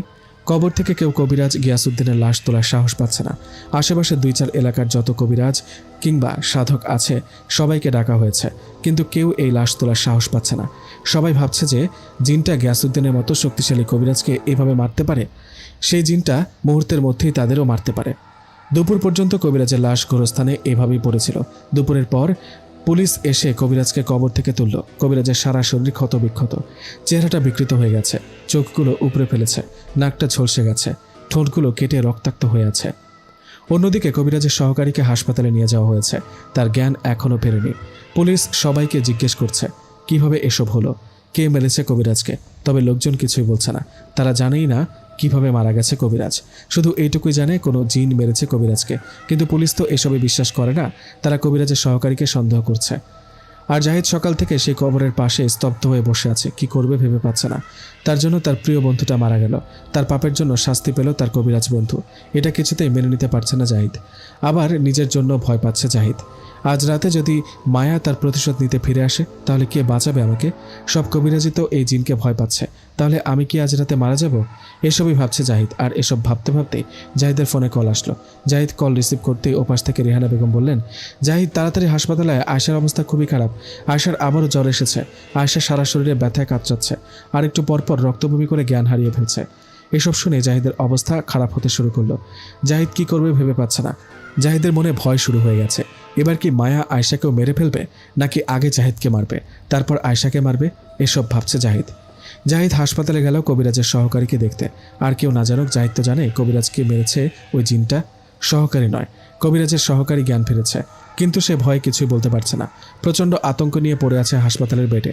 জাহিদ কবিরাজের সহকারীর কাছে গিয়ে জিজ্ঞেস করলো, কাল রাতে কি হয়েছিল? মায়া কিভাবে গিয়াসউদ্দিনকে মারল? ভয়ে ভয়ে সহকারী বলল, গতরাতে আমি আর কবিরাজ ওই গোরস্থানে গিয়েছিলাম। সব কিছুই স্বাভাবিক ছিল। এর আগে আমরা দুজন মিলে কত জিন শয়তান বন্দি বানিয়েছি তার হিসেব নেই, কিন্তু আমরা কেউই জানতাম না এবারের বিষয়টা ছিল অন্যরকম। অন্য দিনের মতো এবারও জিনকে হাজির করতে কবিরাজ দোয়া কালাম পড়া শুরু করলো, কিন্তু এবার আর কিছুই স্বাভাবিক রইল না। আকাশটা কালো মেঘে ছেয়ে গেল। গোরস্থানে প্রচণ্ড বাতাস শুরু হলো। মুহূর্তের মধ্যে সব লণ্ডভণ্ড হয়ে গেল। আর কেউ আকাশ বাতাস কাঁপিয়ে বলছিল, যদি বাঁচতে চাস এখান থেকে চলে যা, নয়তো তোরা মরবি। আমি প্রচণ্ড ভয় পেয়ে গেলাম, কেননা অন্যদিন আমরা জিনকে ওয়ার্নিং দিই, আর আজকে জিনটা আমাদেরকে সতর্ক করছে। কবিরাজকে বললাম, আসুন আমরা চলে যাই, এই জিনটা আমাদেরকে সতর্ক করছে। কিন্তু কবিরাজ বলল, আমার বন্ধুকে বিপদে ফেলে আমি কিছুতেই ভাগবো না। তাই বলে আবার দোয়া কালাম পড়তে শুরু করলো। আর জিনটা প্রচণ্ড রাগ নিয়ে আমাদের সামনে হাজির হলো। এত ভয়ঙ্কর চেহারা আমি আমার জীবনে আগে কখনো দেখিনি। ভয়ে আমার কলিজা শুকিয়ে গিয়েছিল। আর আমরা কিছু করার আগেই জিনটা কবিরাজকে ধরে মাটিতে আছড়ে আছড়ে মেরে ফেলল। আমি এসব সহ্য করতে না পেরে জ্ঞান হারিয়ে ফেলি, আর জ্ঞান ফিরে নিজেকে আবিষ্কার করি এই হাসপাতালে। বলেই চুপ হয়ে গেল সহকারী। ওই জিনটা কি অনেক বেশি শক্তিশালী? ওই জিনটার মতো শক্তিশালী জিন আমি এর আগে কখনো দেখিনি। ও এতটাই শক্তিশালী যে ওর সামনে কোনো সাধকের তন্ত্রমন্ত্র কাজ করে না। আপনার কাছে থাকা তাবিজটাও খুব শীঘ্রই নষ্ট হয়ে যাবে, আর ও আপনাকে বাঁচতে দিবে না। আপনার সামনে অপেক্ষা করছে এক ভয়ঙ্কর মৃত্যু। কবিরাজের সহকারীর কথা শুনে জাহিদ যেন ভয়ে আতঙ্কে জমে গেল। কাঁপা কাঁপা গলায় জিজ্ঞেস করলো, ওই জিনটাকে হারানোর মতো শক্তিশালী কোনো কবিরাজ আছে কি? হয়তো নেই। ওই জিনটা পবিত্র, আর ওই পবিত্র জিনকে হারানোর মতো শক্তিশালী কোনো কবিরাজ নেই। এই জিনকে হারাতে হলে এই জিনের মতো পবিত্র কাউকে লাগবে। অথবা বলেই থেমে গেল সহকারী। অথবা কি বলুন না? অথবা ওই জিন যতটা ভালো তার চেয়ে বেশি খারাপ আর অপবিত্র শক্তিশালী কালো জাদুকর লাগবে। জাহিদ জানে পবিত্র মনের কোনো হুজুরের কাছে গেলে তারা সত্যিটা জানতে চাইবে, আর সত্যিটা জানলে সব হুজুরাই জাহিদকে পুলিশের কাছে আত্মসমর্পণ করতে বলবে। তাই জাহিদ জিজ্ঞেস করলো, অপবিত্র শক্তিশালী কালো জাদুকর কোথায় পাবো? একজন ব্যক্তি আছে যাকে বলা হয় তন্ত্রমন্ত্রের বাদশাহ। সে একজন কালো জাদু বিদ্যায় পারদর্শী, তান্ত্রিক কালুয়া। হয়তো সে পারবে আপনাকে সাহায্য করতে। তাকে কোথায় পাবো? তাকে পাবেন হরিঝিল নামক এক বিশাল ঝিলের মাঝে। সেই ঝিলের মাঝে 3টি উঁচু পরিত্যক্ত চিতার পাড় আছে। সেই 3টি চিতার পাড়ের একটাতে তান্ত্রিক কালুয়া থাকে। আপনার সেখানে গিয়ে তান্ত্রিক কালুয়াকে নিয়ে আসতে হবে। আমি আজই যাব সেই ঝিলের মাঝে আর নিয়ে আসবো সেই তান্ত্রিক কালুয়াকে। তবে সাবধান, সেই ঝিলটা এত বেশি ভয়ঙ্কর যে সেখানে দিনের বেলায়ও মানুষ যেতে ভয় পায়। আর আপনাকে সেই ঝিলে রাতের বেলায় যেতে হবে। আর মনে রাখবেন, তান্ত্রিক কালুয়া ভীতু মানুষ পছন্দ করে না। আর এটাও মনে রাখবেন, এর আগে অনেকেই তান্ত্রিক কালুয়ার কাছে যেতে চেয়েছে, তার অধিকাংশই তান্ত্রিক পর্যন্ত পৌঁছানোর আগেই মারা গেছে। না, আমি মারা যাব না, আমি পৌঁছাবো সেই তান্ত্রিকের কাছে। তাহলে যান। আর মনে রাখবেন, এই তান্ত্রিক যদি ওই জিনকে হারাতে না পারে তাহলে আপনাকে আর কেউ বাঁচাতে পারবে না, আপনার মৃত্যু নিশ্চিত। তবুও জাহিদ রাজি হলো সেই তান্ত্রিকের কাছে যেতে, কিন্তু জাহিদ নিজেও জানে না সেই ঝিলে তার জন্য অপেক্ষা করছে এক ভয়ঙ্কর বিপদ। জাহিদ সেখান থেকে বেরিয়ে আসলো আর আয়শাকে দেখতে গেল। আয়শার অবস্থা দেখে জাহিদ চমকে গেল। মাত্র এই 2-1 দিনের ব্যবধানে আয়শার শরীর কালো হয়ে গেছে। দেখে মনে হচ্ছে শরীরের বিভিন্ন জায়গায় ঘা হয়েছে। অথচ সেদিনও আয়শার সৌন্দর্য ছিল পাগল করার মতো, যাকে দেখলে জাহিদ নিজেকে সামলাতে পারতো না। আর সেই আয়শার চেহারা এত বাজে হয়ে গেছে যে দেখলে বমি আসে। আয়শার শরীরটা ক্ষত বিক্ষত হয়ে গেছে, মনে হচ্ছে কেউ চাবুক মেরেছে। অথচ সে 3 দিন ধরে পড়ে আছে এই হাসপাতালে। জাহিদ আয়শার এই অবস্থা কিছুতেই সহ্য করতে পারছে না। আয়শার এই অবস্থা দেখে জাহিদ যেন স্তব্ধ হয়ে গেছে। অন্যদিকে আয়শার মা বাবা মেয়ের এই অবস্থা দেখে শুধুই ছটফট করছে। আয়শার মা তো পুরোপুরি ভেঙে পড়েছে। জাহিদকে দেখে আয়শার মা জাহিদের চাচি বলল, তোর অবস্থা খারাপ দেখে তোকে বাঁচাতে আমার মেয়েটাকে তোর হাতে তুলে দিয়েছিলাম, আর এখন আমার মেয়েরই মরার মতো অবস্থা, সে মনে হয় আর বাঁচবে না বলে কান্না জুড়ে দিল আয়শার মা। তুমি চিন্তা করো না, আমি আয়শাকে বাঁচাবো, যে কোনো মূল্যে আমি আয়শাকে বাঁচাবো, প্রয়োজনে নিজের জীবন দিয়ে হলেও আমি আয়শাকে বাঁচাবো। আমি যাচ্ছি। তুই কোথায় যাবি সেটা না জানলেও চলবে, তবে জেনে রাখো, হয়তো আমি আর ফিরে আসবো না, কিন্তু আমি মারা গেলেও আয়শাকে বাঁচাবো বলে হাসপাতাল থেকে বেরিয়ে গেল জাহিদ। উদ্দেশ্য সেই হরিঝিল নামক বিশাল ঝিল। জাহিদ নিজেই নিজেকে বলছে, আমার পাপের জন্য আমার বন্ধু মারা গেছে, আর এখন আয়শার অবস্থাও খুব খারাপ, হয়তো আয়শাও মারা যাবে, কিন্তু আমি আয়শাকে মরতে দিব না। আমার পাপের শাস্তি আমি আয়শাকে পেতে দিব না, যে কোনো মূল্যে আমি আয়শাকে বাঁচাবো। এসব ভাবতে ভাবতে হঠাৎ জাহিদের কানে ভেসে আসলো, মায়া এসেছে, আমাদের মারতে মায়া ফিরে এসেছে। জাহিদ চমকে উঠল, মনে ভয় ঢুকে গেল। জাহিদ এদিক সেদিক তাকিয়ে দেখার চেষ্টা করছে, আসলে কি মায়া ফিরে এসেছে নাকি এটা তার মনের ভুল। জাহিদ দেখল একটা মেয়ে বাসে উঠেই তার বান্ধবীদের মারছে। বান্ধবীরা চেঁচামেচি আর হাসি ঠাট্টা করছে। জাহিদ বুঝতে পারল ওই মেয়েটার নাম মায়া। এবার যেন জাহিদ একটু নিশ্চিত হলো, কিন্তু এই মায়া নামটা শুনতেই জাহিদের মনে পড়ে গেল সেই প্রথম দিনের কথা, যেদিন জাহিদ তার পরিবারের সাথে মায়াকে দেখতে গিয়েছিল। মায়াকে যখন জাহিদের সামনে আনা হলো, সবাই দেখার পর জাহিদ আর মায়াকে আলাদা কথা বলার সুযোগ দেওয়া হলো। সেখানে মায়া জাহিদকে জিজ্ঞেস করলো, আমাকে কি আপনার পছন্দ হয়েছে? জাহিদ কিছু বলছে না, চুপ করে আছে। মায়া আবার বলল, আমাকে আপনার পছন্দ নাও হতে পারে, যদি পছন্দ না হয় বলে দিতে পারে, আমি কিছু মনে করব না। জাহিদ আবারও চুপ করে আছে, কিছুই বলছে না। মায়া আবারও বলতে শুরু করলো, জানেন, আমি কোনোদিন কোনো পুরুষের সামনে যাইনি। কেন জানেন? আমি সবসময় চাইতাম আমাকে শুধু আমার স্বামী দেখুক, আমাকে শুধু আমার স্বামী স্পর্শ করুক। আমার অন্যান্য বান্ধবীদের ছেলে বেস্ট ফ্রেন্ড আছে, কারো কারো বয়ফ্রেন্ডও আছে, কিন্তু আমার কোনো ছেলে ফ্রেন্ড নেই, কারণ আমি সবসময় চাইতাম আমার স্বামী হবে আমার একমাত্র বেস্ট ফ্রেন্ড। আমার বান্ধবীরা যখন তাদের বয়ফ্রেন্ডের সাথে ঘুরে বেড়াতো, আমি তখন স্বপ্ন দেখতাম আমার স্বামীকে নিয়ে দেশ বিদেশে ঘোরার। আমার হৃদয়ের সমস্ত ভালোবাসা পাওয়ার অধিকার শুধুই আমার স্বামীর, তাই আমি আমার স্বামীর আমানত আমি খুব যত্নে আগলে রেখেছি। বিয়ের পর সেই ভালোবাসা আমার স্বামীকে উজাড় করে দেব। আমার স্বামীকে নিয়ে আমি অনেক স্বপ্ন সাজিয়েছি। যদি আমাকে আপনার পছন্দ না হয় তাহলে বলে দিন, কারণ আমি চাই না আমার স্বপ্নগুলো নষ্ট হোক। এবার বলুন, আপনি কি আমায় বিয়ে করবেন? জাহিদ মাথা নাড়িয়ে বলল, হ্যাঁ। আর মায়া লজ্জায় চোখ বন্ধ করে রুমে চলে গেল। মায়া খুব খুশি ছিল, কারণ মায়া তার ভালোবাসার মানুষটিকে পেতে চলেছে। তার স্বপ্নের সেই মানুষটিকে তাকে খুব শীঘ্রই নিয়ে যাবে। মায়া ভেবেছিল জাহিদ একটু বেশি লাজুক, তাই মেয়েদের সামনে কথা বলতে পারে না। মায়া জানতো না যে জাহিদ তাকে পছন্দ করে না। যে মায়া তাকে নিয়ে স্বপ্ন দেখত, সেই মায়াকে জাহিদ খুন করেছে। জাহিদ ভাবছে সে কিভাবে পারলো মায়ের মতো পবিত্র মনের মেয়েকে খুন করতে, যে মেয়েটা তাকে না দেখেই বছরের পর বছর তার জন্য অপেক্ষা করেছে, যে মেয়েটা না চিনেই সারা জীবন ভালোবেসেছে, যে মেয়েটা তার জন্য মনের সমস্ত আবেগ ভালোবাসা যত্নে আগলে রেখেছে, সেই মেয়েকে জাহিদ খুন করেছে। এটা ভাবতেই জাহিদ অনুশোচনায় পুড়ে যাচ্ছে। জাহিদের এই প্রথম মায়াকে খুন করার জন্য খারাপ লাগছে, অনুশোচনা হচ্ছে। দেখতে দেখতে জাহিদ চলে আসলো সন্ধ্যার দিকে সেই হরিঝিল নামক গ্রামে। সেই গ্রামের মধ্য দিয়ে যেতে হয় হরিঝিল নামক বিশাল ঝিলে। সন্ধ্যা হতে না হতেই এলাকা একেবারে নিস্তব্ধ হয়ে গেছে। মানুষজন সবাই ঘরে ঢুকে পড়েছে। সন্ধ্যার পর সেই এলাকার লোকজন বাড়ির বাইরে বেরোয় না। ধীরে ধীরে সন্ধ্যা পেরিয়ে নেমে এসেছে অন্ধকার। এই অন্ধকারের মধ্যে জাহিদ হেঁটে চলল সেই গ্রামের ছোট ছোট রাস্তা দিয়ে। রাস্তাটা একেবারে নিস্তব্ধ, নির্জন। থমথমে পরিবেশ। আর একটু এগিয়ে যাওয়ার পরই জাহিদ দেখতে পেল রাস্তাটা ঢুকে গেছে জঙ্গলের মাঝে। জাহিদ ধীরে ধীরে ঢুকে পড়ল সেই জঙ্গলের মাঝে। জঙ্গলটা এত বেশি অন্ধকার যে জাহিদ বুঝতেই পারছে না সে কোন দিকে যাচ্ছে। ছোট একটা টর্চ লাইট জ্বালিয়ে গুটি গুটি পায়ে হেঁটে চলেছে জাহিদ। জঙ্গলটা অন্ধকারে এত বেশি ভয়ঙ্কর যে জাহিদের গায়ে কাঁটা দিচ্ছে। তার মধ্যে হঠাৎ জাহিদ শুনতে পেল, জাহিদ, হে জাহিদ। জাহিদ থমকে দাঁড়ালো। কে ডাকছে তাকে? ভয়ে ভয়ে পেছনে ফিরে তাকালো, দেখলো কিছুই নেই। পেছন থেকে সামনে ঘুরে তাকাতেই মুখের সামনে দাঁড়ানো সাদা কাপড়ে মোড়ানো একটা লাশ দেখতে পেল। ভয়ে দূরে ছিটকে পড়ল জাহিদ। আবার তাকিয়ে দেখে কিছুই নেই। জাহিদ তাড়াতাড়ি উঠে আবার হাঁটা শুরু করলো। জাহিদের আবার মনে হচ্ছে কেউ পিছু পিছু আসছে, কিন্তু জাহিদ পেছনে তাকালো না। আরও জোরে জোরে হাঁটা শুরু করলো, কিন্তু জাহিদ বুঝতে পারলো সে যত জোরে হাঁটছে পেছনের হাঁটার শব্দটা ততই বাড়ছে। জাহিদ থমকে দাঁড়ালো, পেছনের শব্দটাও নিশ্চুপ। ভয়ে জাহিদের মুখ শুকিয়ে গেছে। ভয়ে ভয়ে জাহিদ পেছনে ঘাড় ঘোরালো, দেখলো একটা কালো বিড়াল। জাহিদকে দেখে দৌড় দিয়ে জঙ্গলের মাঝে চলে গেল, কিন্তু জাহিদ জানে এটা বিড়ালের হাঁটার শব্দ ছিল না। জাহিদ এবার সামনে মুখ ফেরাতেও ভয় পাচ্ছে, তবুও ভয়ে ভয়ে সামনে মুখ ফেরালো। আর সামনে দেখতে পেল একটা কালো কুকুর তার দিকে হেঁটে আসছে। কুকুরের হাঁটার শব্দটা এত বেশি ভয়ঙ্কর যে মনে হচ্ছে কোনো হাতি এগিয়ে আসছে। জাহিদ ভয়ে চোখ বন্ধ করে কাঁপছে। মুহূর্তের মধ্যেই কুকুরের হাঁটার শব্দ বন্ধ হয়ে গেল, আর জাহিদ তাকিয়ে দেখে কিছুই নেই। জাহিদ এবার আর এক মুহূর্ত দাঁড়ালো না, সামনের দিকে তাকিয়ে একটা দৌড় দিল। এই দৌড়ের মাঝে অনেক কিছুই শুনতে পেয়েছে জাহিদ, কিন্তু কোনো দিকে ফিরেও তাকায়নি। এক মুহূর্তের জন্য কোথাও দাঁড়ায়নি, দৌড়ে চলেছে তো চলছে। অবশেষে জাহিদ সেই ঝিলের সামনে এসেছে। দৌড়াতে দৌড়াতে জাহিদ ক্লান্ত হয়ে গেছে। জাহিদ সেই ঝিলের সামনে তাকিয়ে দেখে ঝিলের মাঝে অনেক দূরে একটু পরপর 3টা বড় উঁচু জায়গা আছে। হয়তো ওগুলাই পরিত্যক্ত চিতার পাড়, যেরকমটা সহকারী বলেছিল। কিন্তু জাহিদ সেখানে যাবে কিভাবে? ভাবতে জাহিদ দেখতে পেল সামনে একটা নৌকা বাঁধা আছে। এবার জাহিদ যেন একটু নিশ্চিন্ত হলো। তবে জাহিদ সবচেয়ে বেশি অবাক হচ্ছে সেই ঝিলের পানি দেখে। সেই ঝিলের পানি এতটাই স্বচ্ছ আর পরিষ্কার যে নিচের মাটি দেখা যাচ্ছে।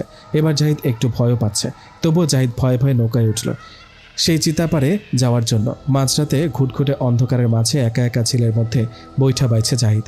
ভয়ে ভয়ে জাহিদের কলিজা শুকিয়ে যাচ্ছে, তবুও বৈঠা বেয়ে চলেছে জাহিদ। তাকে যে জীবন বাঁচাতে তান্ত্রিক কালিয়ার কাছে যেতে হবে। ভয়ে ভয়ে এগিয়ে চলেছে জাহিদ। চারিদিকে শুধুই পানি আর পানি, পরিবেশটা একেবারে নিস্তব্ধ। কিন্তু হঠাৎ এই নিস্তব্ধতা কেটে গেলে চারিপাশ থেকে কীরকম যেন একটা অদ্ভুত আওয়াজ আসছে। এবার যেন ভয়ে জাহিদের কলিজা ফেটে যাওয়ার মতো অবস্থা। আর এর মাঝে শুরু হলো ঝড়। ঝড়ে জাহিদের নৌকা সামনে রাখা কঠিন হয়ে পড়েছে। এই ঝড়ের মাঝে আবার শুরু হলো ঝিলের পানিতে উথাল পাথাল ঢেউ। জাহিদ কী করবে বুঝে উঠতে পারছে না। একটা ঝিলের পানিতে যেভাবে ঢেউ শুরু হয়েছে তা দেখে জাহিদের মনে হচ্ছে সে ঝিলে না, কোনো সমুদ্রে নৌকা চালাচ্ছে। জাহিদ ভয়ে কাঁপছে আর ভাবছে হয়তো আর ওই তান্ত্রিকের কাছে যাওয়া হবে না, আয়শাকেও আর বাঁচানো হবে না। এই ঝড়ের মাঝে জাহিদ কী করবে বুঝে উঠতে পারছে না। ভয়ে তার শরীর বরফের মতো ঠান্ডা হয়ে গেছে। তবুও মনোবল শক্ত করে বৈঠা বাইছে জাহিদ, আর ভাবছে নিজে মারা গেলেও আয়শাকে বাঁচাতে হবে। তাই নৌকা নিয়ে এগিয়ে চলেছে জাহিদ, কিন্তু সেটা আর বেশিক্ষণ পারল না। প্রচণ্ড ঝড় আর ঢেউয়ের মাঝে জাহিদের নৌকাটা ডুবে গেল। জাহিদ সাঁতারও জানে না। জাহিদ গভীর পানিতে ডুবে যাচ্ছে আর ভেসে থাকার জন্য ছটফট করছে, কিন্তু পারছে না। এরকম কঠিন মুহূর্তে জাহিদ দেখতে পেল তার দিকে ভেসে আসছে একটি ভেলা। জাহিদ খুব কষ্টে ভেলাটা ধরে ভেসে উঠেছে। জাহিদ ভেলাটা ধরতে পেরে যেন নতুন জীবন ফিরে পেয়েছে। কিন্তু হঠাৎ জাহিদের চোখ যায় ভেলাটার উপরে, আর ভয়ে জাহিদ শিউরে ওঠে। জাহিদ দেখতে পেল ভেলার উপরে কাফনে মোড়ানো একটা লাশ তার দিকে তাকিয়ে আছে। লাশটা দেখে জাহিদের আত্মা যায় যায় অবস্থা। এখন জাহিদ কী করবে ভেবে পাচ্ছে না। ভেলাটা ছেড়েও দিতে পারছে না, কারণ জাহিদ সাঁতার পারে না। ভেলাটা ছেড়ে দিলে জাহিদের মৃত্যু নিশ্চিত। তাই জাহিদ ভয়ে কাঁপতে কাঁপতে ভেলাটা ধরে আছে। এই লাশসহ ভেলাটা আঁকড়ে ধরেই জাহিদ এগিয়ে যাচ্ছে ওই পরিত্যক্ত চিতাপাড়ের দিকে। গভীর রাতে অভিশপ্ত ঝিলের মাঝে একটা লাশের সাথে পথ চলা কতটা ভয়ঙ্কর হতে পারে সেটা ভাবলেই গা শিউরে ওঠে। অথচ এই কাজটি করতে হচ্ছে জাহিদকে। নিজের জীবন বাঁচাতে আর আয়শাকে বাঁচাতে হলে জাহিদকে সেই তান্ত্রিকের কাছে পৌঁছাতেই হবে। অবশেষে জাহিদ সেই লাশসহ ভেলাটা আঁকড়ে ধরেই চিতাপাড়ে এসে পৌঁছালো, আর ঝিলের দিকে তাকিয়ে দেখলো ঝড় থেমে গেছে। ঝিলের পানির স্রোতও নেই, সবই নীরব। আর এই চিতাপাড়টা একদম নিস্তব্ধ, কোলাহল মুক্ত, গা ছমছমে পরিবেশ। জাহিদ শুনেছে যে এই ঝিলের পানি আগে এত বেশি ছিল না। আগে শুধু বর্ষাকালে এই ঝিলে পানি থাকতো, আর সারা বছর এই ঝিল শুকনো থাকতো। আর সে সময় মানুষ এই 3টা উঁচু জায়গায় মৃত মানুষের চিতা জ্বালাতো। কিন্তু গত 20 বছর ধরে এই ঝিলের পানি শুকায় না। আর সেই থেকে এই ঝিলে আর এই গ্রামে ঘটে সব অদ্ভুত অদ্ভুত জিনিস। রাত্রিবেলা নাকি এই ঝিলের মাছ থেকে ভেসে আসে মানুষের কান্নার শব্দ। আর মাঝে মাঝে রাত্রিবেলা এই ঝিলের মাঝখানে চিতা জ্বলে, অথচ রাত্রিবেলা এই ঝিলের আশেপাশেও কখনো মানুষ আসে না। আর তাই সন্ধ্যা নামলে এই এলাকার লোকজন বাড়ির বাইরে বেরোয় না। অথচ জাহিদ মাঝরাতে এই এলাকায় অভিশপ্ত ঝিলের মাঝখানে একটি চিতাপাড়ে একা দাঁড়িয়ে আছে। জাহিদ ভয়ে শুধু কাঁপছে, এক পাও এগোনোর সাহস পাচ্ছে না। ঘুটঘুটে অন্ধকার, নিস্তব্ধ পরিবেশ, যেন অন্ধকারই জাহিদকে গিলে খাবে। তবুও জাহিদ নিজেকে শক্ত করে মনে একটু সাহস নিয়ে সামনের দিকে পা বাড়ালো। জাহিদ যতবারই পা বাড়াচ্ছে জাহিদের মনে হচ্ছে সে মানুষের হাড়গোড় মারিয়ে এগিয়ে চলেছে। জাহিদের নিজের হাঁটার শব্দটাই জাহিদকে বেশি ভয় দেখাচ্ছে। এই নির্জন স্থানে একা একা হেঁটে চলেছে জাহিদ। একটু এগোতেই সামনে জাহিদ একটা ছোট ঘর দেখতে পায়। ঘরটা দেখে জাহিদের সমস্ত ভয় দূর হয়ে গেল। জাহিদ ভাবল সে তান্ত্রিকের কাছে পৌঁছে গেছে। জাহিদ ওই ঘটনার দিকে দৌড়ে যায় আর আনন্দের সাথে দরজায় নক করে, কিন্তু দরজার ওপাশ থেকে কোনো সাড়া শব্দ পাচ্ছে না। তাই জাহিদ দরজা ধাক্কা দিল আর মুহূর্তের মধ্যেই দরজা খুলে জাহিদের ওপর একটা ঝুলন্ত কঙ্কাল ছুঁড়ে পড়ল। জাহিদ ভয়ে আটকে উঠল। মানুষের কঙ্কাল দেখে জাহিদ ভয়ে কাঁপতে শুরু করলো। ভেতরে তান্ত্রিককে না দেখতে পেয়ে জাহিদ ভয়ে ভয়ে পিছিয়ে আসলো। জাহিদ মনে মনে ভয় নিয়ে ধীরে ধীরে হাঁটছে এই চিতাপাড় দিয়ে আর তান্ত্রিককে খুঁজছে, কিন্তু তান্ত্রিককে কোথাও পাচ্ছে না জাহিদ। জাহিদ হতাশ হয়ে বসে পড়ল মাটিতে। বসে বসে ভাবছে সে যদি তান্ত্রিককে না পায় তাহলে তো মায়া সবাইকে শেষ করে দিবে, তার সব পরিশ্রম নষ্ট হয়ে যাবে। সে কোন মুখ নিয়ে বাড়িতে ফিরবে? এসব ভাবনার মধ্যেই হঠাৎ জাহিদ শুনতে পায় কোনো মেয়ের কান্নার শব্দ। এই ঝিলের মাঝে একটা চিতাপাড়ে কে কাঁদছে? তাহলে কি মায়া ফিরে এসেছে? ভাবতে জাহিদের শরীর ভয়ে শিউরে উঠল। জাহিদ একবার ভাবছে এগিয়ে গিয়ে দেখবে কে কাঁদছে, আবার ভয়ে এগোতে সাহস পাচ্ছে না। তবুও জাহিদ এগিয়ে চলল ওই কান্নার শব্দের দিকে। গভীর রাতের অন্ধকারে ঝিলের মাঝে একটা মেয়ের কান্নার শব্দ আসছে আর জাহিদ গুটি গুটি পায়ে এগিয়ে চলেছে ওই শব্দের দিকে। কিন্তু জাহিদের হঠাৎ মনে হলো কেউ তার পিছু পিছু আসছে। জাহিদ থমকে দাঁড়ালো আর পেছনে তাকিয়ে দেখলো কেউ নেই। জাহিদ যেন প্রাণে বাঁচল। তবে জাহিদ বুঝতে পারলো এখানে তান্ত্রিক নেই, কিন্তু এখানে অন্য কিছু আছে। আর তখনই জাহিদের মনে পড়ল কবিরাজের সহকারীর কথা। সহকারী বলেছিল তান্ত্রিক কালিয়া ঝিলের মাঝে 3টা চিতাপাড়ের একটাতে আছে। তাই জাহিদ আর দেরি করল না, 2 নম্বর চিতাপাড়ে যাওয়ার জন্য ফিরে আসলো সেই লাশওয়ালা ভেলার কাছে। কিন্তু ভেলার মধ্যে লাশ দেখতে পেয়ে জাহিদের একটু ভয় করছে। জাহিদ ভেলায় ওঠার আগে সেই লাশটাকে ভেলা থেকে ফেলে দিল। তারপর জাহিদ সেই ভেলায় করে দ্বিতীয় চিতাপাড়ের দিকে রওনা দিল।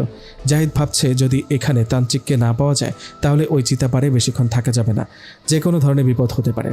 অবশেষে জাহিদ পৌঁছে গেল সেই দ্বিতীয় চিতাপাড়ে, কিন্তু ভেলা থেকে মাটিতে পা রাখতেই জাহিদের শরীর কেঁপে উঠল। জাহিদ বুঝতে পারল না কেন এমন হলো। তবে জাহিদের বুঝতে বাকি নেই যে এই জায়গায় আরও বেশি ভয়ঙ্কর আর বিপদে ভরা। আর এসব ভাবতে জাহিদের মনে ভয় শুরু হলো। তবুও জাহিদ এগিয়ে চলল সামনের দিকে। হঠাৎই জাহিদ আবারও মেয়েলি কণ্ঠে কান্নার শব্দ শুনতে পেল। এবার জাহিদের ভয় আরও বেড়ে গেল। তবুও জাহিদ ভয়ে ভয়ে পা বাড়াচ্ছে ওইদিকে, কে কাঁদছে তা খুঁজে বের করার জন্য। কিন্তু হঠাৎই জাহিদের কাঁধে কারো হাত পড়ল। জাহিদ ভয়ে আটকে উঠল। কে তার কাঁধে হাত রাখলো? জাহিদ ভয়ে ভয়ে পেছনে তাকালো আর দেখতে পেল একটা ছোট খাটো আকৃতির লোক দাঁড়িয়ে আছে তার সামনে। লোকটার মুখ ভর্তি দাড়ি, চুলগুলো অনেক বড় বড় আর এলোমেলো। পরনে তার শুধুই একটা কালো লুঙ্গি। জাহিদ ভয়ে কাঁপা কাঁপা জিজ্ঞেস করলো, কে আপনি? আমি সেই যাকে তুই খুঁজছিস, যার কাছে আসার জন্য তুই এত পরিশ্রম করেছিস। আপনি কি তান্ত্রিক কালিয়া? হ্যাঁ, আমি তান্ত্রিক কালিয়া। বল তুই এখানে কেন এসেছিস? কেন? আমাকে বাঁচান, আমি আজ বড়ই অসহায়। আপনি ছাড়া আমাকে কেউ বাঁচাতে পারবে না। তুই অনেক সাহসী আর আমি সাহসীদের পছন্দ করি, তাই আমি তোকে সাহায্য করব। এবার বল তোর সমস্যা কি? একটা জিন আমাকে মারতে চায়, শুধু আমাকেই না আমার স্ত্রীকেও মারতে চায়। আমাদেরকে সেই জিনের হাত থেকে বাঁচান প্লিজ। সামান্য একটা জিনকে মারতে তুই এত কষ্ট করে এখানে আসলি? এটা তো যে কোনো কবিরাজি করতে পারতো। না, সেই জিনকে কেউ হারাতে পারে না। সেই জিন বড়ই পবিত্র আর আল্লাহওয়ালা। হয়তো আপনিও হারাতে পারবেন না, কিন্তু আপনি আমার শেষ ভরসা। আমার ক্ষমতা সম্পর্কে তুই কিছু জানিস না, তোর জানা প্রয়োজন। রাস্তায় তোর সাথে যা যা হয়েছে সব আমার আদেশে হয়েছে। তোর আরও জানা প্রয়োজন। এখানে আসার সময় আমি সবাইকে ভয় দেখাই। যারা ভয় পেয়ে ফিরে যেতে চায় তারা আর ফিরতে পারে না, মারা যায় এই ঝিলের মাঝে। কিন্তু তুই ভয়কে তুচ্ছ করে আমার এখানে এসেছিস, আমি তোকে অবশ্যই বাঁচাবো। তাহলে চলুন ওই গোরস্থানে, আমায় বাঁচান। আগে বল, ওই জিনটা তোকে মারতে চায় কেন? কারণ আমি আমার স্ত্রীকে খুন করেছি আর সে জিনটা তার প্রতিশোধ নিতে চায়। এই কথা শোনা মাত্রই তান্ত্রিক জাহিদের গালে থাপ্পড় মেরে বলল, তুই নিজের স্ত্রীকে খুন করার মতো জঘন্য কাজ করেছিস, তাহলে তোর জন্য মৃত্যুই সঠিক শাস্তি। যা এখান থেকে, আমি তোকে কোনো সাহায্য করব না, চলে যা এখান থেকে। জাহিদ তান্ত্রিকের কথা শুনে বাকরুদ্ধ হয়ে গেল। যে তান্ত্রিকের কাছে আসার জন্য জাহিদ এত কষ্ট করলো, সেই তান্ত্রিক তাকে কোনো সাহায্য করবে না। তান্ত্রিক আবারও বলল, স্ত্রী হচ্ছে এমন একজন মানুষ যে তার স্বামীকে সবচেয়ে বেশি ভরসা করে, সবচেয়ে বেশি বিশ্বাস করে। আর তুই তোর স্ত্রীকে কিভাবে খুন করলি? বলে রাখা ভালো, তান্ত্রিক কালিয়া আগে তান্ত্রিক ছিল না। সে তার স্ত্রীকে অনেক ভালোবাসত। কারা যেন তান্ত্রিকের স্ত্রীকে খুন করেছিল, আর সেই প্রতিশোধ নেওয়ার জন্যই সে তান্ত্রিক হয়েছে। আমি মায়াকে কখনোই আমার স্ত্রী হিসেবে মানতে পারিনি। আমার মা বাবা জোর করে আমায় বিয়ে করিয়েছে। আমি অন্য একজনকে ভালোবাসতাম, তাই বাধ্য হয়ে আমি এই খুন করেছি। কিন্তু আমি আমার কাজের জন্য অনুতপ্ত। প্লিজ আমায় সাহায্য করুন।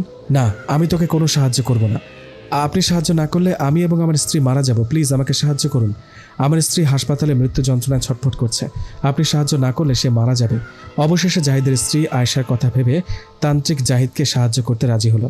আর জাহিদ খুশি হয়ে তান্ত্রিককে বলল, তাহলে চলুন আমার সাথে, আর ওই জিনটাকে হত্যা করে আমাদের বাঁচান। তুই যা, আমি ঠিক সময় মতো পৌঁছে যাব। কিন্তু আমি একা এই ঝিলের মাছ থেকে রাস্তায় যাব কিভাবে? আর তাছাড়া আপনার ওই দুষ্ট জিনগুলো তো আমার নৌকা উল্টিয়ে দেয়। এটা শুধু আসার সময় করে, যাওয়ার সময় করে না। আর তোকে এখন কষ্ট করে যেতে হবে না। ওই পাশে একটা নৌকা রাখা আছে, তুই শুধু ওই নৌকাটাতে উঠে বসবি। নৌকা একাই তোকে ওই পারে নিয়ে যাবে। এবার যেন জাহিদ প্রাণে বাঁচলো আর খুশি হয়ে এগোতে লাগলো।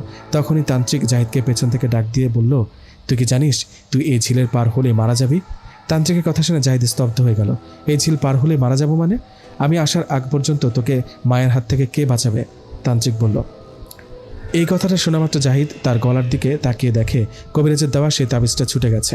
জাহিদ ভয় পেল, কারণ কবিরাজের সহকারী বলেছিল এই তাবিজ বেশিক্ষণ টিকবে না। আর সেটাই হলো, তাবিজটা ছুটে গেছে। তান্ত্রিক জাহিদের দিকে দুইটা তাবিজ এগিয়ে দিয়ে বলল, একটা তুই তোর গলায় বাঁধবি আর একটা আয়েশাকে দিবি। তাহলেই মায়ের রূপ ধরা সেই জিনটা তোদেরকে কোনো ক্ষতি করতে পারবে না। আর আমি খুব শীঘ্রই আসবো ওই জিনটাকে মারতে। জাহিদ গিয়ে নৌকায় উঠে বসলো, আর নৌকা আপনা আপনি এগিয়ে চলছে। জাহিদ একটু ভয় পাচ্ছে। একটা ঝিলের মাঝে একা একা একটা নৌকায় বসে থাকা খুবই ভয়ঙ্কর ব্যাপার। তাও আবার এমন একটা নৌকা বসে আছে যেটা জিন দ্বারা পরিচালিত হচ্ছে। এসব ভাবতেই জাহিদের মনে ভয় হচ্ছে। তবুও জাহিদ চুপ করে নৌকায় বসে আছে। একটু পর নৌকাটি পাড়ে এসে থামলো, আর জাহিদ নৌকা থেকে নেমেই এদিক সেদিক না তাকিয়ে জঙ্গলের মাঝ বরাবর দৌড় দিল। এক দৌড়ে একটা মসজিদের সামনে গিয়ে দাঁড়ালো। আর তখনই মুয়াজ্জিন মসজিদে ফজরের আজান দিচ্ছে। জাহিদ যেন প্রাণে বাঁচল। এতক্ষণ জাহিদের সাথে যা যা হচ্ছিল সেসব ভাবতেই জাহিদ ভয়ে কেঁপে উঠছে। জাহিদ ফজরের নামাজ পড়ে মসজিদে একটু বসে বিশ্রাম নিচ্ছিল।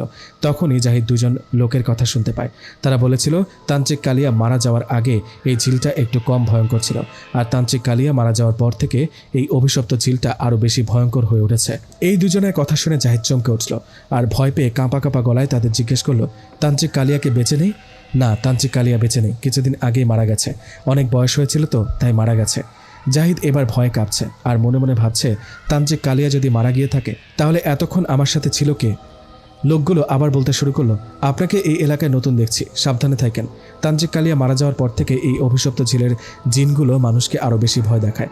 জাহিদ যেন এবার স্তব্ধ হয়ে গেছে। কি বলবে, কি করবে ভেবে পাচ্ছে না। শুধু মসজিদ থেকে একটা দৌড় দিল, একেবারে বাস স্ট্যান্ডে গিয়ে থামলো, আর একটা গাড়িতে চড়ে বাড়ির দিকে রওনা দিল। জাহিদ বাড়িতে এসে পৌঁছেছে। জাহিদের মাথা থেকে এসব কিছুতেই যাচ্ছে না। যদি তান্ত্রিক কালিয়া মারা গিয়ে থাকে তাহলে সে কে ছিল? এই তাবিজ দুটো যে আমায় দিল সেই ব্যক্তিকে? এসব ভাবতে ভাবতে জাহিদের মনে পড়লো মায়ার রূপ ধরা সেই পবিত্র জিনের কথা। যদি তান্ত্রিক কালিয়া মারা যায় তাহলে তো ওই জিনটা আমাকে আর আয়েশাকে মেরে ফেলবে। এই তাবিজ দুটো কি পারবে আমাদেরকে বাঁচাতে?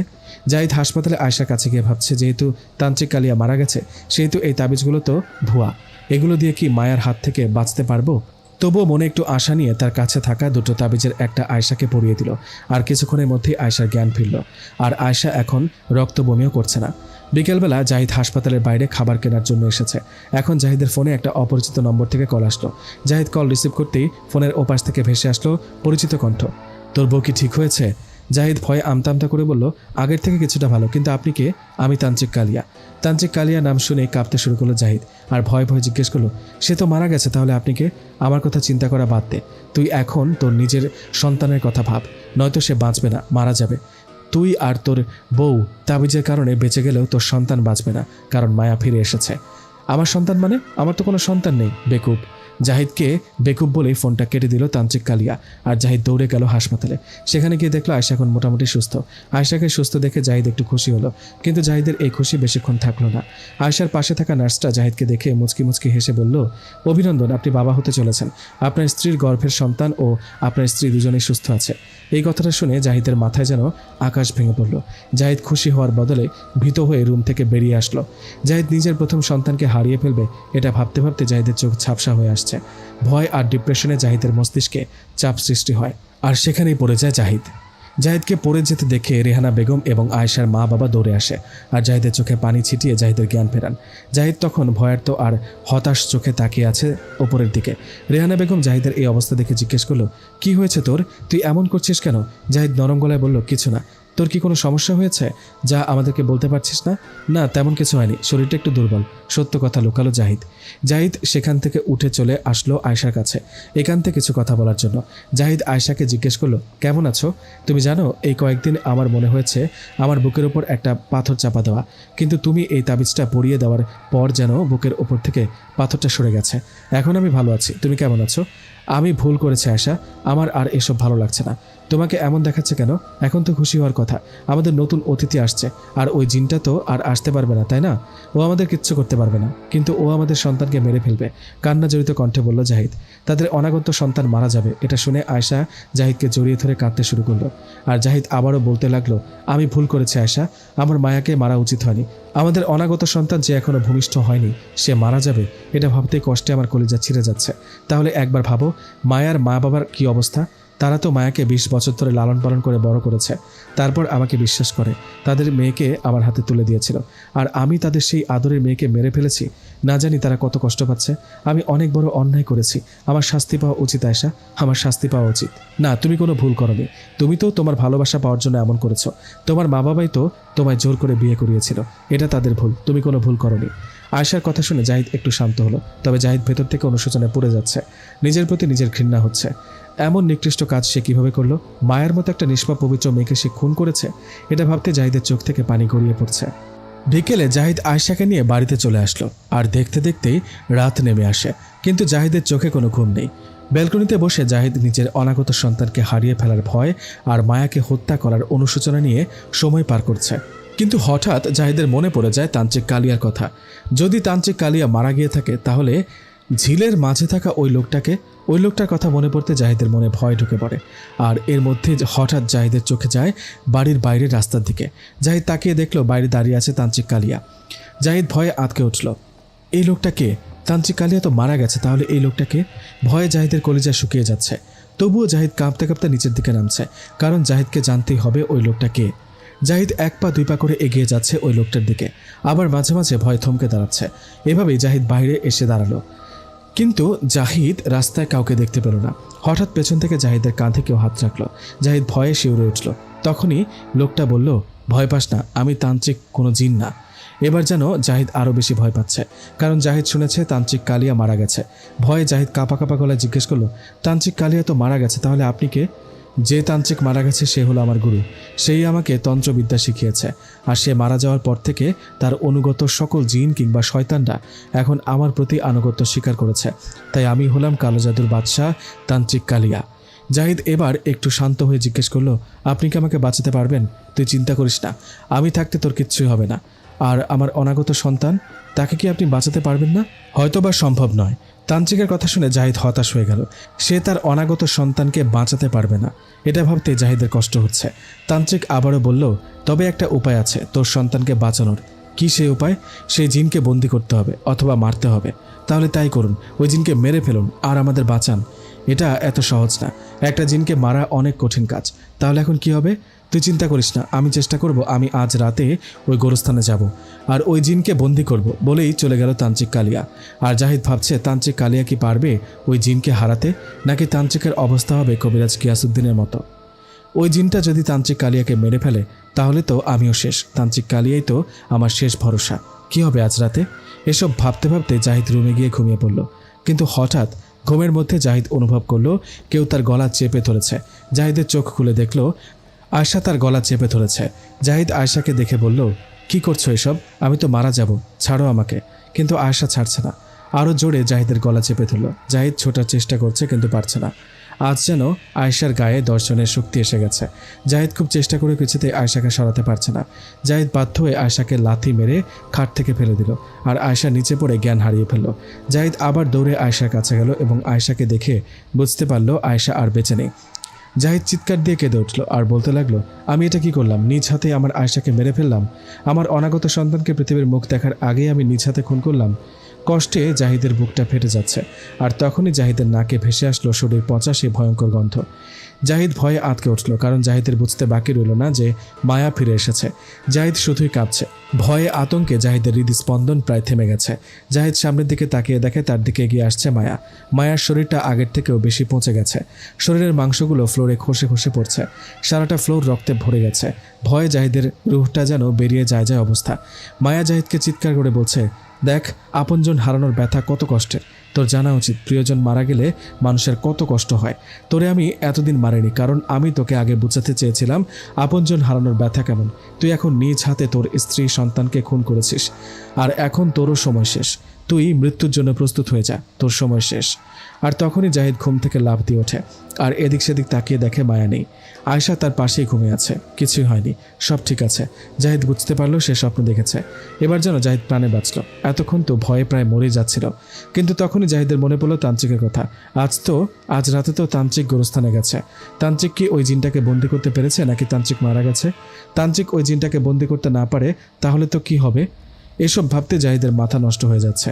জাহিদ আর ঘুমাতে পারছে না, অপেক্ষা করছে সকাল হওয়ার। অবশেষে জাহিদ ফজরের আজান শুনতে পেল আর মসজিদের উদ্দেশ্যে রওনা দিল। জাহিদ মসজিদে ফজরের নামাজ পড়ল। নামাজের পর জাহিদ তান্ত্রিকের জন্য অপেক্ষা করার ধৈর্য হারিয়ে ফেলেছে। তাই জাহিদ কিছু লোকজন নিয়ে বেরিয়ে পড়ল গোরস্থানের উদ্দেশ্যে। কিন্তু জাহিদ যখন সবাইকে নিয়ে গোরস্থানে পৌঁছালো, তখন জাহিদ যা দেখল তাতে জাহিদের শরীর কেঁপে উঠল। তান্ত্রিক পড়ে আছে একটা কবরের পাশে। ভয়ে জাহিদের শরীর কাঁপছে। এগোনোর সাহস পাচ্ছে না। শুধু ভাবছে, এই তান্ত্রিক যদি মারা যায় তাহলে তাকে কে বাঁচাবে? তার অনাগত সন্তানকে কে বাঁচাবে? এসব ভাবতে ভাবতে জাহিদ এক পা দুই পা করে এগিয়ে যাচ্ছে ওই তান্ত্রিকের দিকে। জাহিদ ওই তান্ত্রিককে স্পর্শ করার সাহস পাচ্ছে না। তবুও মনে ভয় নিয়েই তান্ত্রিকের নাকের কাছে আঙুল ধরল জাহিদ। দেখল তান্ত্রিকের শ্বাস চলছে। জাহিদ যেন প্রাণ ফিরে পেল। লোকজনকে চিৎকার করে বলল, কেউ একটু পানি নিয়ে আসো, তান্ত্রিক বেঁচে আছে। তান্ত্রিকের জ্ঞান ফেরাতে হবে। একজন দৌড়ে গিয়ে পানি নিয়ে আসলো, আর জাহিদ তান্ত্রিকের চোখে মুখে পানি ছিটিয়ে তান্ত্রিকের জ্ঞান ফেরালো। জাহিদ জিজ্ঞেস করলো, কাল রাতে কি হয়েছিল? তান্ত্রিক কোনো কথা বলছে না। তান্ত্রিক যেন লজ্জিত, কারণ এর আগে কোনো জিন বা শয়তান তান্ত্রিককে পরাজিত করা তো দূরের কথা, তান্ত্রিকের চোখের দিকে তাকাতেই ভয় পেত। আর এই জিনটা তান্ত্রিককে বেহুশ করেই চলে গেছে। তান্ত্রিক কিছুই করতে পারেনি। তান্ত্রিক সেখান থেকে চুপ করে চলে যেতে লাগলো, আর জাহিদ শুধু হা করে তাকিয়ে তান্ত্রিকের চলে যাওয়া দেখছে। রাতে জাহিদ ভাবছে, এই জিনটা তো অনেক পবিত্র, এর সাথে তান্ত্রিক কালিয়াও পারল না, তাহলে জাহিদকে কে বাঁচাবে? জাহিদ এটাও বুঝতে পেরেছে জাহিদের কাছে থাকা তাবিজটাও বেশিক্ষণ টিকবে না। তাই তার মনে ভয় শুরু হয়েছে, জীবন হারানোর ভয়, পাপের শাস্তি পাওয়ার ভয়। এসব ভাবতে ভাবতে জাহিদের চোখে ঘুম চলে আসলো। মাঝরাতে হঠাৎ আয়শার ডাকে জাহিদের ঘুম ভাঙলো। জাহিদ জিজ্ঞেস করলো, কি হয়েছে? এত রাতে ঘুম থেকে ডেকে তুললে কেন? আয়শা বলল, দেখো না, একটা অদ্ভুত লোক বাড়ির বাইরে রাস্তা দাঁড়িয়ে আমাদের রুমের দিকে তাকিয়েছে। তো সমস্যা কি? আমি প্রথমে এটা নিয়ে না ভাবলেই এখন আমার কাছে বিষয়টি সন্দেহজনক লাগছে, কারণ ওই লোকটি সন্ধ্যা থেকে বাড়ির বাইরে দাঁড়িয়ে আছে। জাহিদ অবাক হয়ে বলল, কি, সন্ধ্যা থেকে এই লোকটি বাড়ির বাইরে দাঁড়িয়ে আছে? হ্যাঁ, সন্ধ্যা থেকে দাঁড়িয়ে আছে। তাই তো আমার ভয় হচ্ছে। তুমি ভয় পেও না, আমি দেখছি সে কে। জাহিদ বেলকনি থেকে বাইরে তাকিয়ে দেখলো বাইরে দাঁড়িয়ে আছে তান্ত্রিক কালিয়া। জাহিদ ভাবছে, সকালে তো আমার সাথে কথা না বলেই চলে গেল তান্ত্রিক, তাহলে এখানে কেন এসেছে? নাকি আবার ও তান্ত্রিক না, ওই জিনটা তান্ত্রিকের রূপ ধরে বাড়ির বাইরে দাঁড়িয়ে আছে? এসব ভাবতে ভাবতে ভয় নিয়ে জাহিদ নিচের দিকে নামছে। বাড়ির সদর দরজা পর্যন্ত এসে জাহিদ থেমে গেল। ভাবছে, যদি ও তান্ত্রিক না হয় তাহলে তো আমায় মেরে ফেলবে। আমার কি করা উচিত? যাব নাকি যাব না? শেষ পর্যন্ত জাহিদ সিদ্ধান্ত নিল, আজকে যাই হোক না কেন সে ওই ব্যক্তির কাছে যাবে। তাই জাহিদ এগিয়ে চলল তান্ত্রিকের দিকে। জাহিদ তান্ত্রিকের একটু কাছে যেতেই তান্ত্রিক বলে উঠল, আমি তোর জন্য অপেক্ষা করছিলাম, আয় আমার পিছু পিছু আয়। জাহিদ তান্ত্রিকের কথা শুনে ভয় পেল, তবুও ভয়ে ভয়ে তান্ত্রিকের পিছু পিছু যাচ্ছে। তান্ত্রিক হেঁটে চলেছে, কোনো কথা বলছে না। জাহিদও ভয়ে ভয়ে তার পিছু পিছু হাঁটছে। তান্ত্রিক গিয়ে থামলো গ্রামের উত্তর দিকের একটা নদীর ধারে। আর তান্ত্রিকের এখানে থামা দেখে জাহিদ ভয়ে কাঁপছে আর ভাবছে, এই নদীতেই হয়তো জিনটা তাকে ডুবিয়ে মারবে। জাহিদের কাঁপা দেখে তান্ত্রিক জিজ্ঞেস করলো, কিরে, ভয় পাচ্ছিস? না, মানে এখানে নিয়ে আসলেন কেন? ওই জিনটার হাত থেকে বাঁচতে চাস না? হ্যাঁ চাই, কিন্তু এখানে কি কাজ? ওই জিনটা খুবই শক্তিশালী এবং পবিত্র, আর আমার মতো কালো জাদুকর দিয়ে ওকে হারানোটা প্রায় অসম্ভব। গতকাল রাতে আমি অনেক চেষ্টা করেও ওকে ধরতে পারিনি, বরং আমি সাধারণ কবিরাজ হলে ও এতক্ষণে আমায় মেরে ফেলতো। তাহলে কি ওই জিনটাকে আপনি কোনোভাবেই মারতে পারবেন না? সেটা বলার জন্যই তোকে এখানে ডেকেছি। একটা উপায় আছে ওই জিনটাকে মারার, তবে সেটা খুবই ভয়ঙ্কর। কি উপায় সেটা বলুন, আমি সব করতে প্রস্তুত। আগামীকাল অমাবস্যা রাত, সারা রাত অন্ধকার থাকবে, আর এই রাতেই ওই জিনটাকে মারতে হবে। কিন্তু কিভাবে মারবেন ওই জিনটাকে? আমার তোর সাহায্য লাগবে। আমার কি করতে হবে বলুন, আমি সব করতে প্রস্তুত। আগামীকাল রাতে তুই একা ওই গোরস্থানে যাবি আর তোর মৃত বউ মায়ার লাশ তুলে নিয়ে আসবি। আমি তোর জন্য এই নদীর ধারে অপেক্ষা করব। আর মনে রাখবি কাজটা তোর একাই করতে হবে। মায়ার লাশ একা কবর থেকে তুলে আনতে হবে। এটা শুনে জাহিদের শরীরটা ঝাঁকুনি দিয়ে উঠল। জাহিদের হৃদয়টা কাঁপতে শুরু করলো।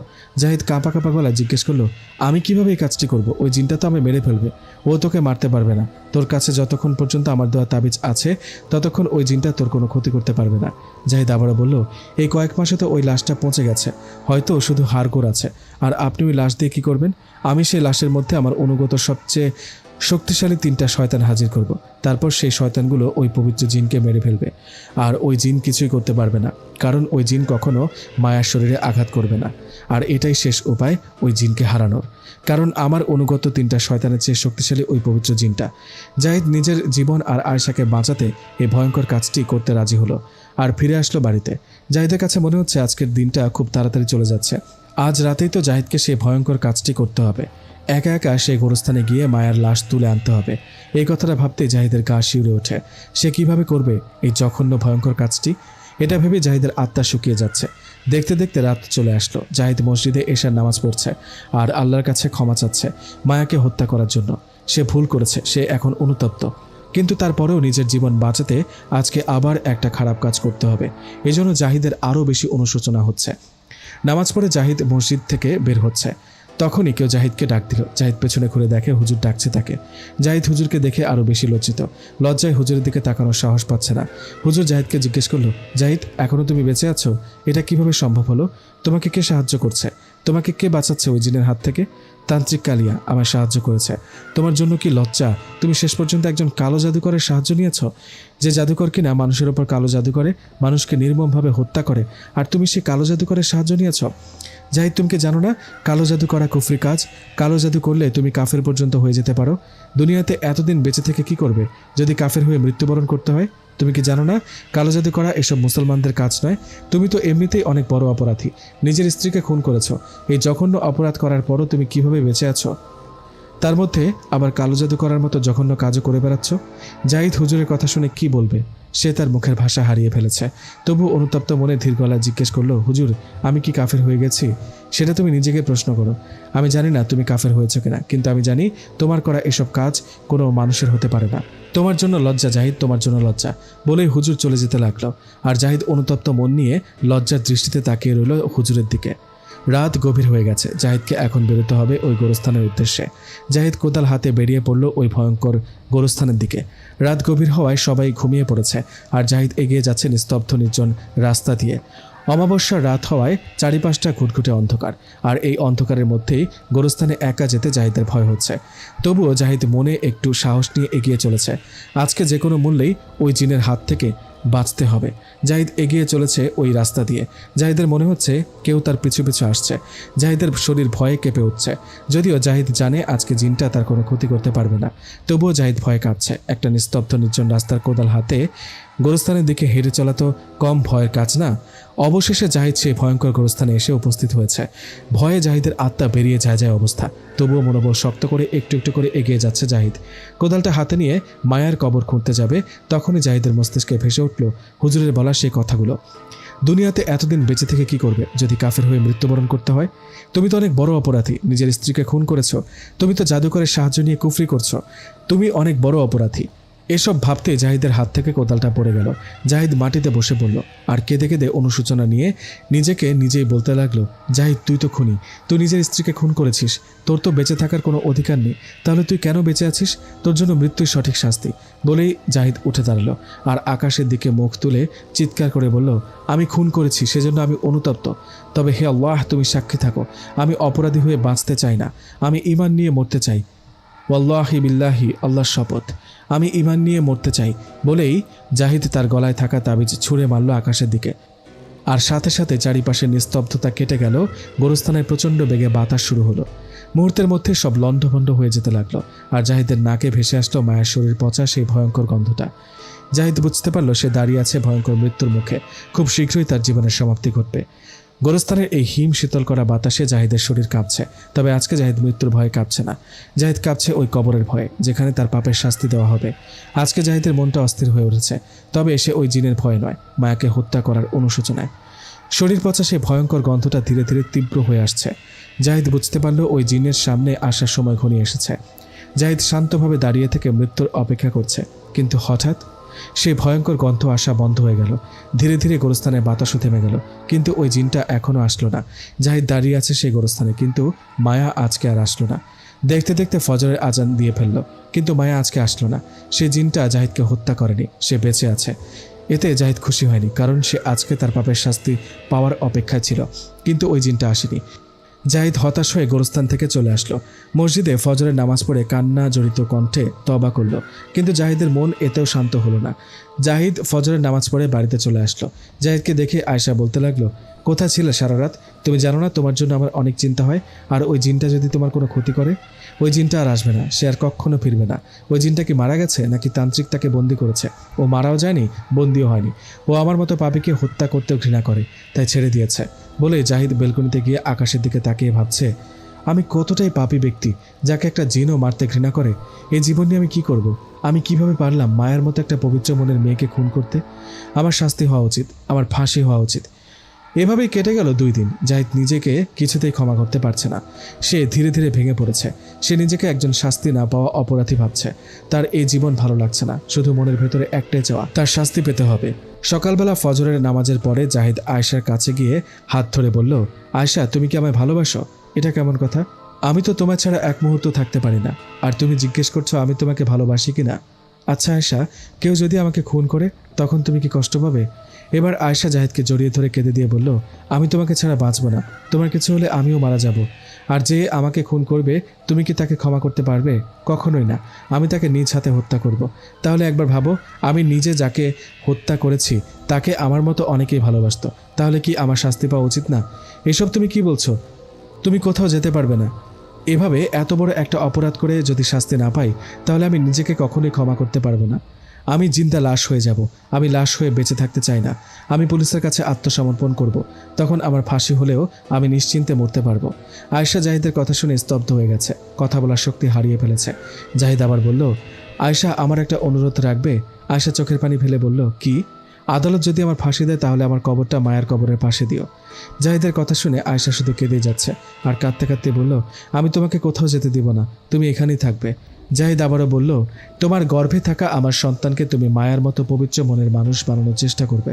আর যদি মেয়ে সন্তান হয় তাহলে তার নাম রেখো মায়া। আমি চলে যাচ্ছি, হয়তো আর কখনো ফিরবো না। তুমি ভালো থেকো, আমার সন্তানের যত্ন নিও। বলেই জাহিদ আয়েশাকে ছেড়ে বাড়ি থেকে বেরিয়ে যাচ্ছে, আর আয়েশা মাটিতে বসে হাউমাউ করে কাঁদছে। আয়েশার কান্না শুনতে পেয়ে বাড়ির সবাই দৌড়ে আসলো আর জিজ্ঞেস করলো, কি হয়েছে? জাহিদ চলে যাচ্ছে মা, জাহিদ চলে যাচ্ছে। কোথায় আর যাবে? একটু পর আবার ফিরে আসবে। না, ও আর ফিরে আসবে না, ওর ফাঁসি হবে, ও মারা যাবে। বলেই হাউমাউ করে কাঁদছে আয়েশা। ফাঁসি হবে মানে? ও কি করেছে? রেহানা বেগম বললেন, সেদিন মায়া ছাদ থেকে এমনি পড়ে যায়নি, জাহিদ মায়াকে ধাক্কা মেরে ফেলে দিয়েছিল। সেজন্য জাহিদ অনুশোচনায় ভুগছে, আর তাই আজ নিজেকে পুলিশের হাতে তুলে দেবে। ওকে আটকান মা, নয়তো ওর ফাঁসি হবে। নিজের ছেলে যত বড় অন্যায় করুক না কেন, কোনো মা কি ছেলের ফাঁসির কথা শুনে ঠিক থাকতে পারে? রেহানা বেগমও নিচে দৌড়ে গেলেন জাহিদকে ফেরাতে, কিন্তু ততক্ষণে জাহিদ চলে গেছে নিজেকে শাস্তি দিতে। জাহিদ চলে গেছে পুলিশের কাছে আত্মসমর্পণ করতে। আজকে জাহিদকে আদালতে তোলা হবে, বিচারক তার শাস্তির রায় দিবে। বাড়ির সবাই যখন জাহিদকে নিয়ে চিন্তিত, তখন জাহিদ মনের মধ্যে একটু শান্তি খুঁজে পাচ্ছে, কারণ তার পাপের শাস্তি সে পাবে এই জন্য। বিচারক জাহিদকে বলল, তুমি খুন করেছ, এটা অনেক বড় জঘন্য অপরাধ, তবে তুমি তার জন্য অনুতপ্ত হয়ে নিজেকে আইনের হাতে তুলে দিয়েছ। তাই তুমি যদি তোমার শাস্তির জন্য ক্ষমা চাও তাহলে তোমার শাস্তি কমিয়ে দেওয়া হবে। জাহিদ কান্না জড়িত কণ্ঠে বলল, মাননীয় বিচারক, আমি এমন একজনকে খুন করেছি যে এই দুনিয়াতে আমায় সবচেয়ে বেশি বিশ্বাস করত। আমি এমন একজনকে খুন করেছি যে একদিনের সম্পর্কে আমাকে সবচেয়ে বেশি ভরসা করত। আমি এমন একজনকে খুন করেছি যাকে তার বাবা আমার হাতে তুলে দিয়েছিল আগলে রাখার জন্য, কিন্তু আমি তার মেয়েকে আগলে রাখিনি, বরং নিজ হাতে খুন করেছি। তাই আমার শাস্তি হওয়া উচিত। আমায় আপনি ফাঁসির আদেশ দিন, এটাই আমার প্রাপ্য শাস্তি। জাহিদের কথা শুনে পুরো আদালত নিস্তব্ধ হয়ে গেছে। শুধু আয়েশা চিৎকার করে কেঁদে কেঁদে বলছে, না, তুমি আমার ছেড়ে কোথাও যেতে পারবে না, আমি তোমাকে ছাড়া বাঁচব না। জাহিদের অনুতপ্ত মুখ দেখে আদালতে উপস্থিত থাকা সকলের চোখ দিয়ে পানি পড়ছে।